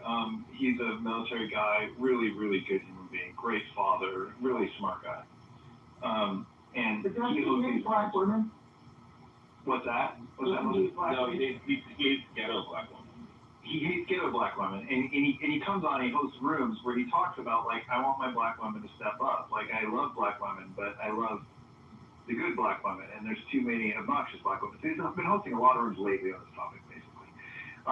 And I've been sitting through these rooms, and 99% of the time, black women come on and they lose their shit on him, and he's like, you're just proving my point, And instead of, like, you'd be a perfect person if you can stumble into one of those rooms and just be yourself, and he's going to fall in love with you, and he's going to give you all the props you deserve, because the reality is you're exactly what he's talking about is out there, and he just encourages people, like, he thinks it's easier to find a good woman if she's white. He's married to a white woman, but he's not anti-black woman. He's not. He's the Officer Tate of the clubhouse. Yeah, and he's a good guy. But you would be an awesome. I mean, he would probably mod you, but you'd be an awesome person because you're not grandiose. You don't showcase. Like, you're honest and authentic, and he is too. And I don't know. The whole thing. There's just a lot of overlap. It's just really refreshing to listen to you talk because I've been having all of these influences of that thought in my head between my son and Sig's rooms and this and that lately. And I'm like, oh, here's proof that, that's wrong. Like there's awesome examples out there. So anyway, that's your flowers. Thank you for being here, and I appreciate you. And you're welcome. You're welcome. I met you. You know how to finesse people. You're a good moderator because. You have me talking about things that I usually just don't talk about. I say it, but I've always been frank. So I think like if a person asks, I'll answer. But I do ad-lib a little more with you. I have to find something. If you remember, Mojo's been trolling you a little bit in a fun way, though, not a mean way. And you are unbreakable. You've become the chat a little bit. It's just funny because that adds more credence to your incredible authenticity. But I think it's funny that you can break Mojo's efforts to be a sarcastic asshole, and you can totally break him. Are you single, Mike? I've been married 27 years. Okay, never mind. I just thought it would be really cute if maybe you and Connie just number. Oh, dude, I would totally if I was single. But I didn't want to go there. I don't want to be creepy. I'd rather hook her up with my son, but he's too young. All that's pretty cute, but it's been really sweet. Thank you, because I'm trying to be honest without being creepy, because I don't want to sound creepy. So thank you. It's like walking a tightrope. It's like walking a tightrope. So thank you. I think it's really sweet that you give so much consideration to what you want for him to find for himself. Like, oh, absolutely. I mean, my wife and I I've noticed since day one. We giggled and joked about it for a little bit. I wondered if, you know what I mean? And then here he is, and yes, we were right. It's not an if, it's a definite. We couldn't be happier for. So how did you know? Well, hold on. So how did you know? Like, was he drinking like purple Kool-Aid when he was a kid? I should ask. Listen, imagine he's in a stroller and white women, everybody comes up because my wife's Asian, I have twins, boy, girl, and so we have them in a double stroller. So we got a lot of attention, right? White, tall, 6'3" white guy with a little short, beautiful Asian woman, and then this mixed twins. So we got a lot of attention. Whenever white people would come up, he'd look at them like who the hell are you? Like, you know what I mean? He was the guy that was like a little standoff. My daughter's like, hey, like human being, just woo. My son was like, I don't know about this one, right? But then a black woman would come up, because we're in Atlanta, and it happened quite a bit as well. And he's like, oh my God, look at them. And he would just light up. I mean, practically like stick his arms out and want to just give her a big hug every time. This was when he was like an infant. And it went up to like the age of 3, age of 5, always, same thing. Same thing. We just knew it. It was crazy. And then the first girl he dated in high school was black. And it's like, oh, there you go. You know what I mean? It's just, I don't know. Like, it's just funny. It's funny how, like, we didn't put that in him. He just, like, it's in him. Like, God put it in him. And I just think it's cute. And I support it. And thankfully he's not gay.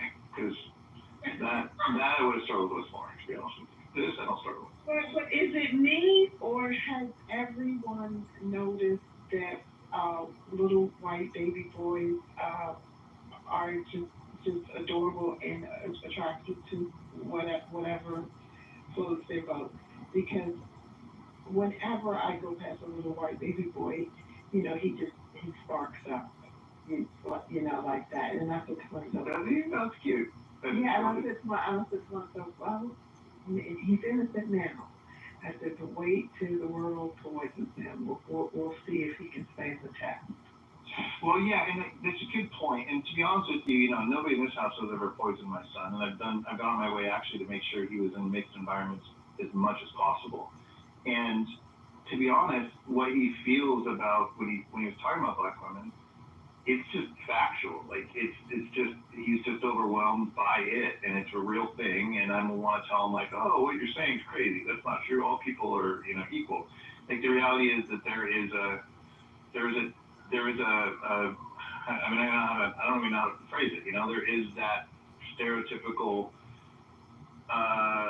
vision of a black woman being loud and obnoxious, but his experience in high school is that it was pretty incredible, pretty consistent. I mean, it's pretty obnoxious for him, and even his girlfriend, you know, she's sweet and all, but she was overly dramatic, and when she hung out with her black friend, she came back acting a slightly different person than when she hung out with my son for a long period of time without joining her black friends on the side. It would change. It would like code switch, even with her. And I think he just wants a genuine. Can you give me an example? Like, give me a quote. I'll give you an example. No, I'm asking Mike. What do you mean? What do you mean, Mojo? You said that the code switching. Give me an example. Like, give me an impersonation of the code switch. No, it's not a code switch like that. That's just cosplay. It's you know, yeah. You'll want to hear this. Around it's kind of like, hi, Mr. Mike, how are you? And then it's kind of like. So I'll give you one example. So we got a new dog. Our dog passed away. We got a new one, and they're golden doodles. Both of them were. The other one was more golden retriever, less poodle. This one is like way more poodle, less golden retriever. So this one has really curly hair. It's soft and really curly. And so my son at one point was like was petting the dog and was like, oh my God, this one's crazy. Our new dog has hair like you. And she laughed about it around us. But then she went back and she told that story to her friends in high school, her black friends. And they convinced her that that was completely inappropriate and that he's racist, per se. And then she came back and started being an asshole about what he said. And he's like, I didn't mean it like that. I mean, I love you. I care about you. Like, they were together well over a year at this point. And she just couldn't, in the end of things, she couldn't get over it. That was one of the things she couldn't get over. She switched. And eventually, by the time they broke up, she was like convinced herself that what he said was completely racist and inappropriate. And he's just like, I don't need his drama. Like, for one reason they broke up, he's like, you're just so overly dramatic about things and just stop.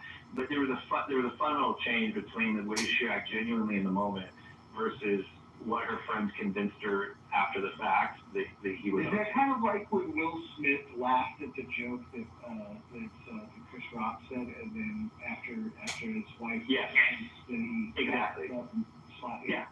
Exactly. It's the same thing. She's pulled that. And it was really, the more time she spent around her friends after the fact, it became really problematic. And it was just bad because she started like gaslighting him about, what his intentions were when he wasn't, it wasn't his intentions at all. It was really clear. But ultimately that wasn't doing it. There was a lot of issues like that he would just almost call it like bumping cultures. And ultimately he couldn't bridge the gap of the cultural differential with her. Too white. He didn't need to. He didn't need to because it sounds like she didn't have value. And that's what I'm saying. Yeah, she needed to be more understanding. Yeah, right. She needed to be more fair and understanding, and there wouldn't have been that need. Right. Yeah, because we didn't have to. My dad is 41 years older than me, and we sat down one day, and I don't tell everybody this story. We said, well, what is black culture? And then I went to the library and I read that during slavery times in Maryland, no one could understand black culture, and they looked at how the free and the enslaved, dealt with each other, but there was a significant importance there that kept them, communicating. And so you had two people there. He's 41 years older than me. She had 500 years, and we had never seen black culture. And I said, Dad, why do white men don't openly pursue black women as much as they used to during slavery days? He said, because, when I would move furniture into white women's houses, he said the mothers said they didn't want their sons with black women that they knew about because they didn't have any manners. And I was like, that's true, because I noticed that, they're not fair, and that they don't, necessarily,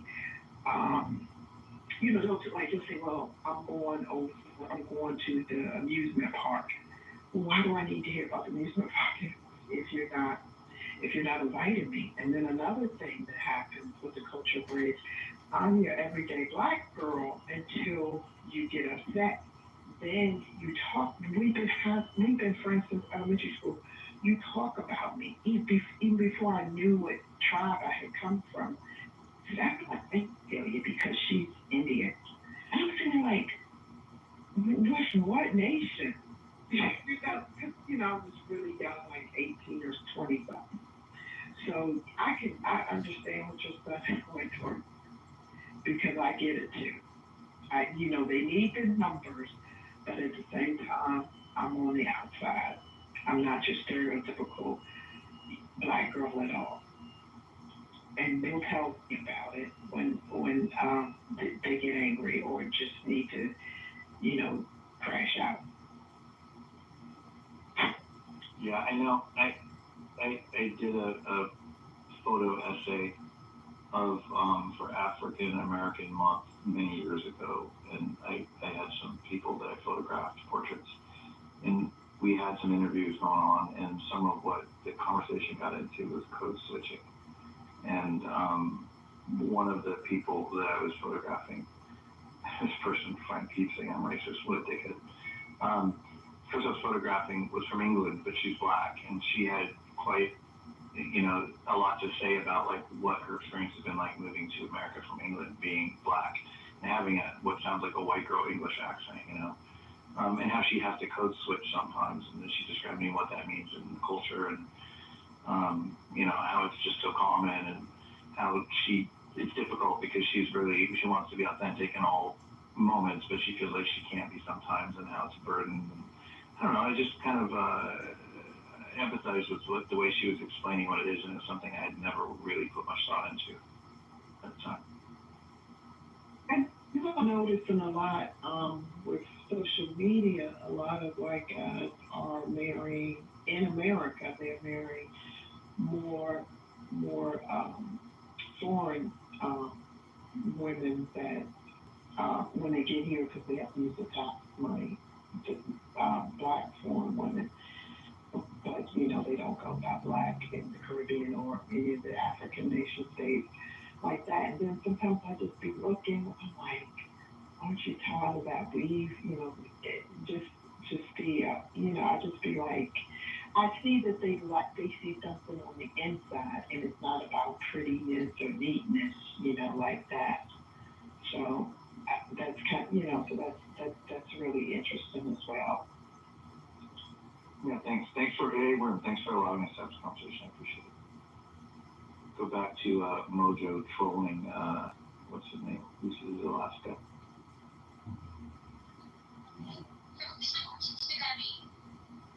You know, I'm headed out. Could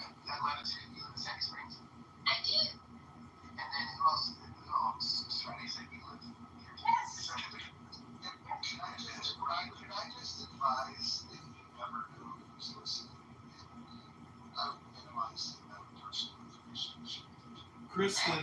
Kristen, I'm headed out for the night. I'm just wondering. I'm not vasectomized, Kristen, but like any advice on the ladies' front? You got like a great line I can use on a pretty girl tonight?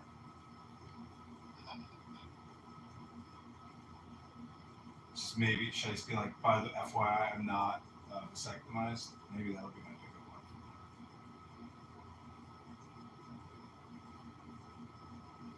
You know, I was thinking, is war technically just a late-term abortion?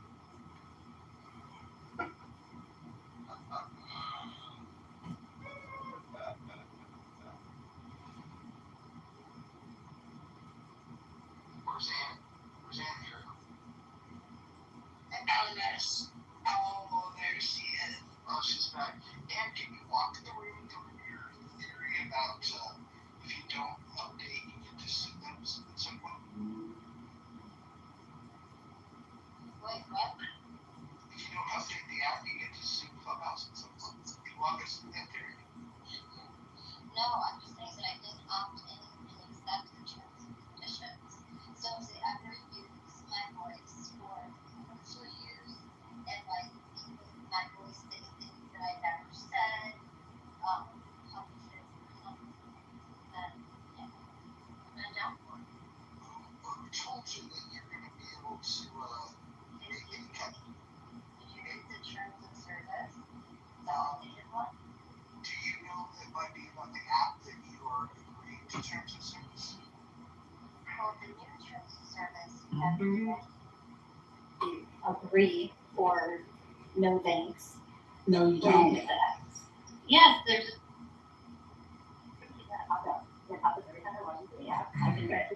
You should understand that use of the app is implicit consent. You guys, and I'm trying to have an argument. We are. I just choose to see you not enjoy the app. What do you mean? I enjoyed the app. Not if you're not getting all the features. Yeah, you're not getting pulled. Oh, you mean like because I didn't. The subscription. And don't fall into Not the subscription, just the poll. don't fall into the trap of Roger's poll. Thank you for laughing at myself. I appreciate that. You're welcome.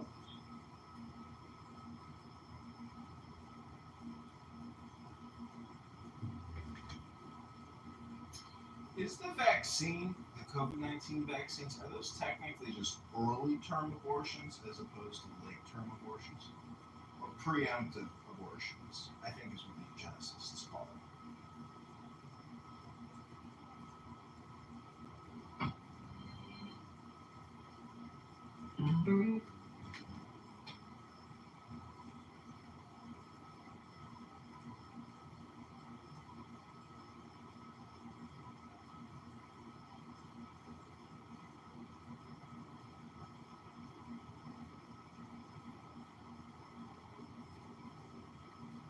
I think this room's getting sleepy. Too, but it's such a satisfying sleep. And that was so cute that things you had was funny. It is. The energy in here is really calm. Very unusual. Mike, what Asian is your wife? She is in American-born Chinese, full Chinese woman. Oh, okay. Who I met in Indiana, and I've been told by Asian guys every time I mention that, like, you got an ABC? That's like finding a unicorn, man. Well, you know, I've noticed that this generation here that's in their 20s, 30s, they're not that attractive. Because when I was growing up, they had the most. Every Asian woman I would come across when I was growing up looked like they were waiting for the Miss USA pageant or something. So I've just noticed. Well, they turn into little short, stereotypical old Asian women, like overnight. Like they go, like they stay the same, and then like you wake up one morning and you're like, holy shit, and she looks like something in a Disney movie, you know what I mean? She looks like her mother. Looks like her mother, but she turns into not like white people where it takes time. It kind of just happens overnight. So she looks like she's 20 until she's like 60, and then she looks like she's 60 that day. Yeah. So they're not the black don't crack type people. Well, they are until they're like in the 60s. Right. You'll see a 50 really old. Oh, but you'll see like a 58-year-old like Filipino or Chinese, and you're like, how old are you? 30? And she's like, I'm 58. I drink it. You're like, wait, what? But they my wife is absolutely fucking beautiful, and she still is. Probably prettier than she was when she was 20. Oh, well, you know, at the synagogue, that's who if they're not bringing another woman that looks like them, they usually bring an Asian girl to the synagogue. I got myself a Filipino. Yeah, my son is half Filipino. Filipinos are pretty because they look like they're half white, half Asian by default. Yeah, they look at Spanish with Filipino. Yeah, a little bit like that, yeah. I think the prettiest Asians are Koreans, to be honest with you. I think they're the prettiest Asians. I don't like the round face. Oh, you don't like it? Or you do? I don't. I like a square jaw, like a very chiseled square jaw in a woman for some reason, and Koreans have a lot of that going on. Japanese have more of a pointy jaw, but Koreans have square jaws. So that round face thing you're identifying, for me, is probably a good thing if it's not cherubic round, but it's like chiseled round. They just are the least well behaved. Which ones? Koreans. Oh, are they? I've never really been around any Koreans before. Well, were you trying to say they're prejudiced? It's just such an extreme, tough culture. The more you get exposed to it, the more you're like, whoa. They're not as subservient as like Japanese. No. Well, I wouldn't call any Asian subservient. I would say they're not polite. Asian women are subservient in public, just not in private. I don't think that's no, I don't think that's a sensible way to interpret their behavior. They're courteous. But that has that's like a complex thing, but like part of there's this idea in Japanese society that the courtesy you display in public in accordance with your role is also protection for you, right? You do what is according to your role, and then you're in the right, and you don't have to do anything outside of that. The other party can't have expectations for you outside of that. So you just make sure you do what you're supposed to do. And in Japan, they have a very polite society, and that politeness is not subservience. It's just your duty, and it's just becomes like, that's what you owe the society, not that particular person. The politeness is a public thing, because they are freaky as fuck in private.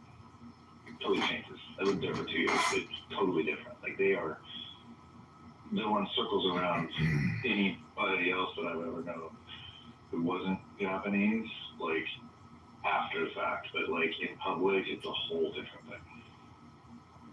It's just like, it's like all that pent up control, self-control, turns into like fly your freak flag when you get behind in the bed. It's just a little odd like that. Like even the men like looking at pornographic cartoons on the Shinkansen, like not even embarrassed to be just perusing those things. Like the whole thing is kind of secretly perverted, but outwardly controlled.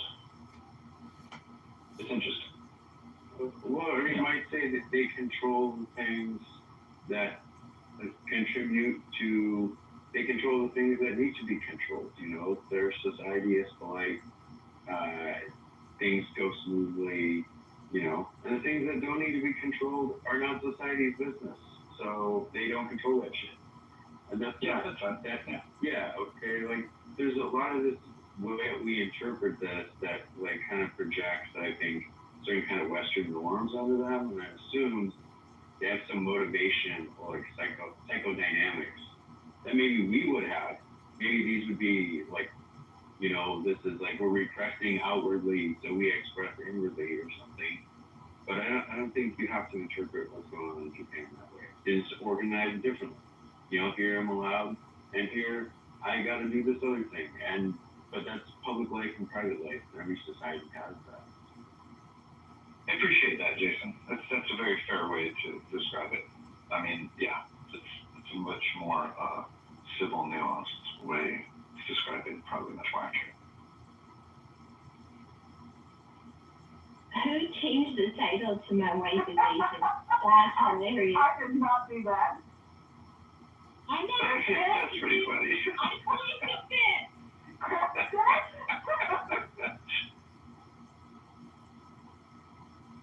I mean, I think you're throwing shade at someone, but I don't see the one who I thought you'd be targeting. No shade. No, it's no shade. It's like inside joke, not shade.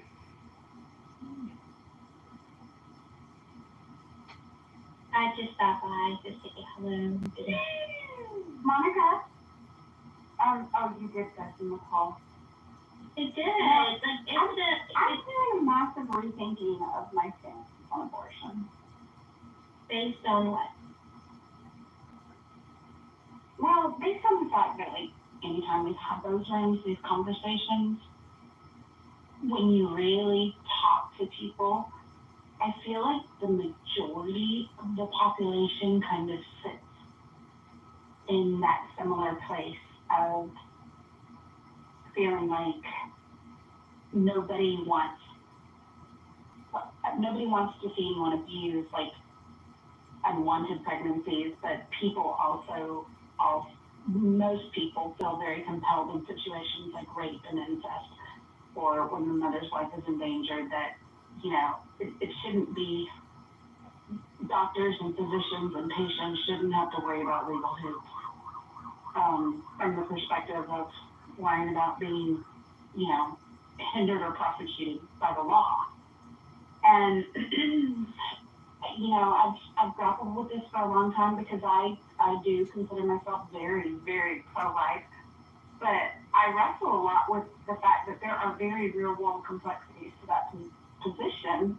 And I just don't think that we can legislate for them. So I don't think that we should legislate abortion at all. I think we should go back to making abortion a medical decision.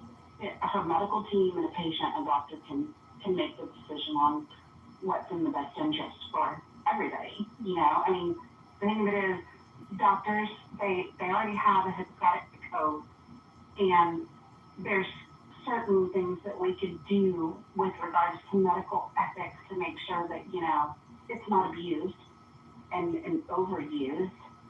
We already know that the stats for those very real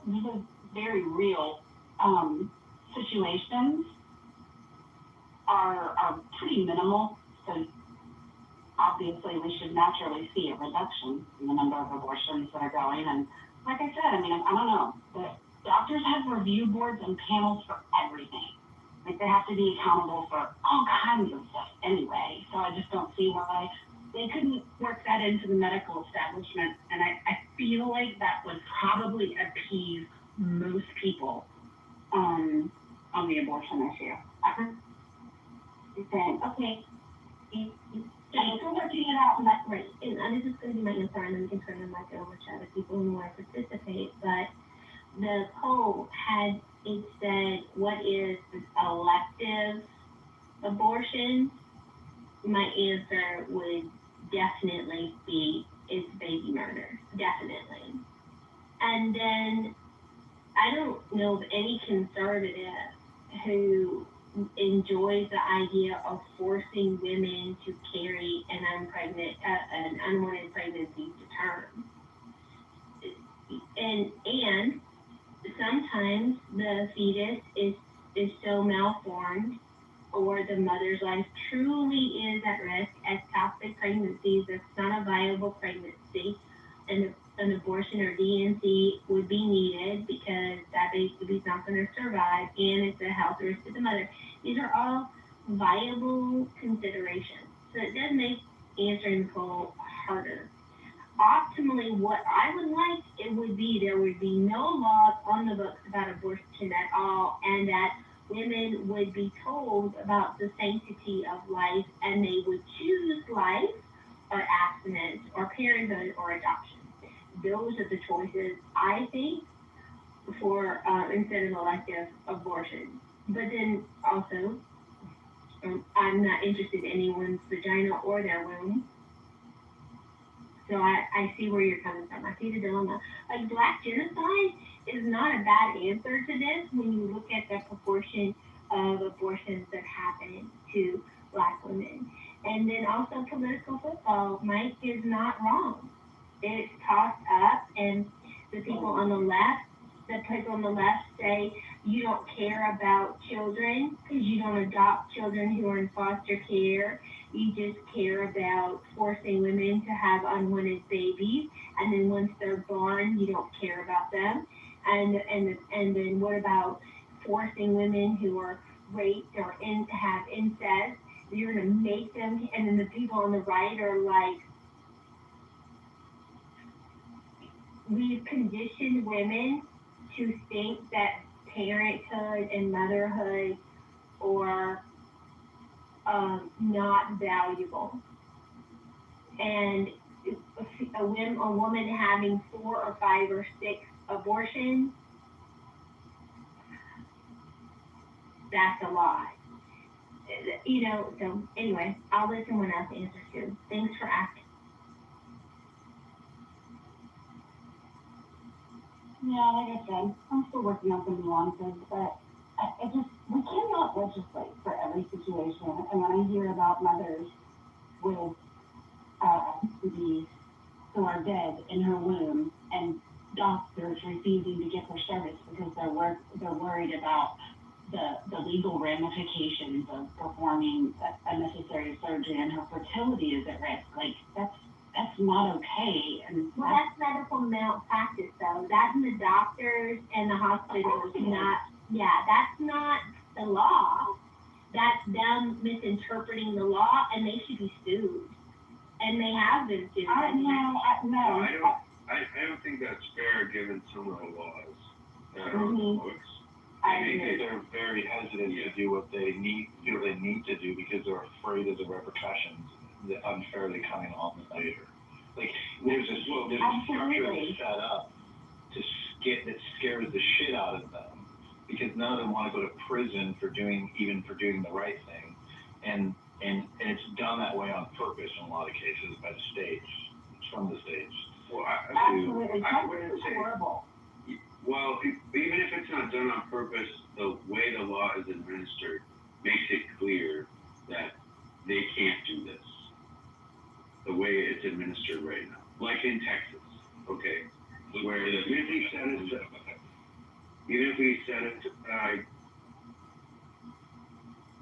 like malintent or whatever, these are old laws that were never put into practice. They were never intended to be put into practice. When they were drafted, they knew they wouldn't go into practice. And then we're picking them up, I don't know, 50 years later, after they're written. It's like, oh, they actually don't work very well. And we aren't redrafting them. We talked about redistricting. No, we aren't. Texas has actually established new laws in light of the Roe v. Wade decision being overturned. They've literally made it illegal in several access points crossing the state line for you to take a pregnant woman over the state line and have an abortion. Those are new. Yeah, that's the law regarding medical abortions within Texas, these are old laws. They're old laws all over the country because those are trigger laws that were set to go into effect if Roe v. Wade were overturned. And they are poorly written laws, and nobody knows how they work because, you know, the people who set them up are dead. They're not in the legislature anymore. Now you have people later on coming along trying to administer them. In some cases, you could say they're being administered in bad faith. In some cases, you could say they're being administered poorly, but it's not medical malpractice. I mean, the doctors have, you know, the judges in the state have no clear idea how the laws are supposed to be enforced. No, I agree with you. And that's exactly why I don't think it's something that I don't think it's a legislatable topic. It is, by all accounts, it is a medical decision. And I don't think it should be legislated because we can't possibly account for all of the potential circumstances. My general belief has always been that if it wasn't for the government and the political parties deciding that this is a core issue that they can use to get votes at some point in my lifetime when they made this decision, I don't know exactly when that was, that most of us wouldn't care quite so much about it. It's like nobody looks at shades of gray anymore, right? I feel like the huge majority of Americans could agree that, like, when a baby looks like a bubble, taking a pill to make sure it doesn't stick to your uterine lining at that point is not killing a baby, okay? And at the same time, when it looks like a seahorse, well, that gets a little more dicey. Does that seahorse have a brain and a heart? Well, now it gets harder to argue, right? When it looks like a miniature person, yeah, that's troublesome. I think most Americans would agree that, like, chopping its arms off and puncturing a hole in its head and sucking its brain out with a vacuum is really fucked up, right? So why can't we just agree that the first part with the bubble and the second part with the popping the hole in its head is super fucked up, right? And the bubble is super okay. And that the argument comes from, like, does it look like a seahorse with a heartbeat? Does it have a brain? Can it feel pain? All that stuff. But the way that conservatives use the word baby to apply to zygotes and two-cell organisms is a huge stretch that is dishonest in nature by default on purpose. I don't know. I don't think it's dishonest in nature because, you know what, whenever I was trying to get pregnant and I got that big fat positive on my test, like, that little two-celled organism was a baby to me. Like, I don't think I'm being disingenuous when I say that, you know, that I consider it a baby. I mean, that doesn't come from a place of being disingenuous or trying to. If that's the case, then babies die all the time supernaturally, a lot. There's a lot of double-celled organisms that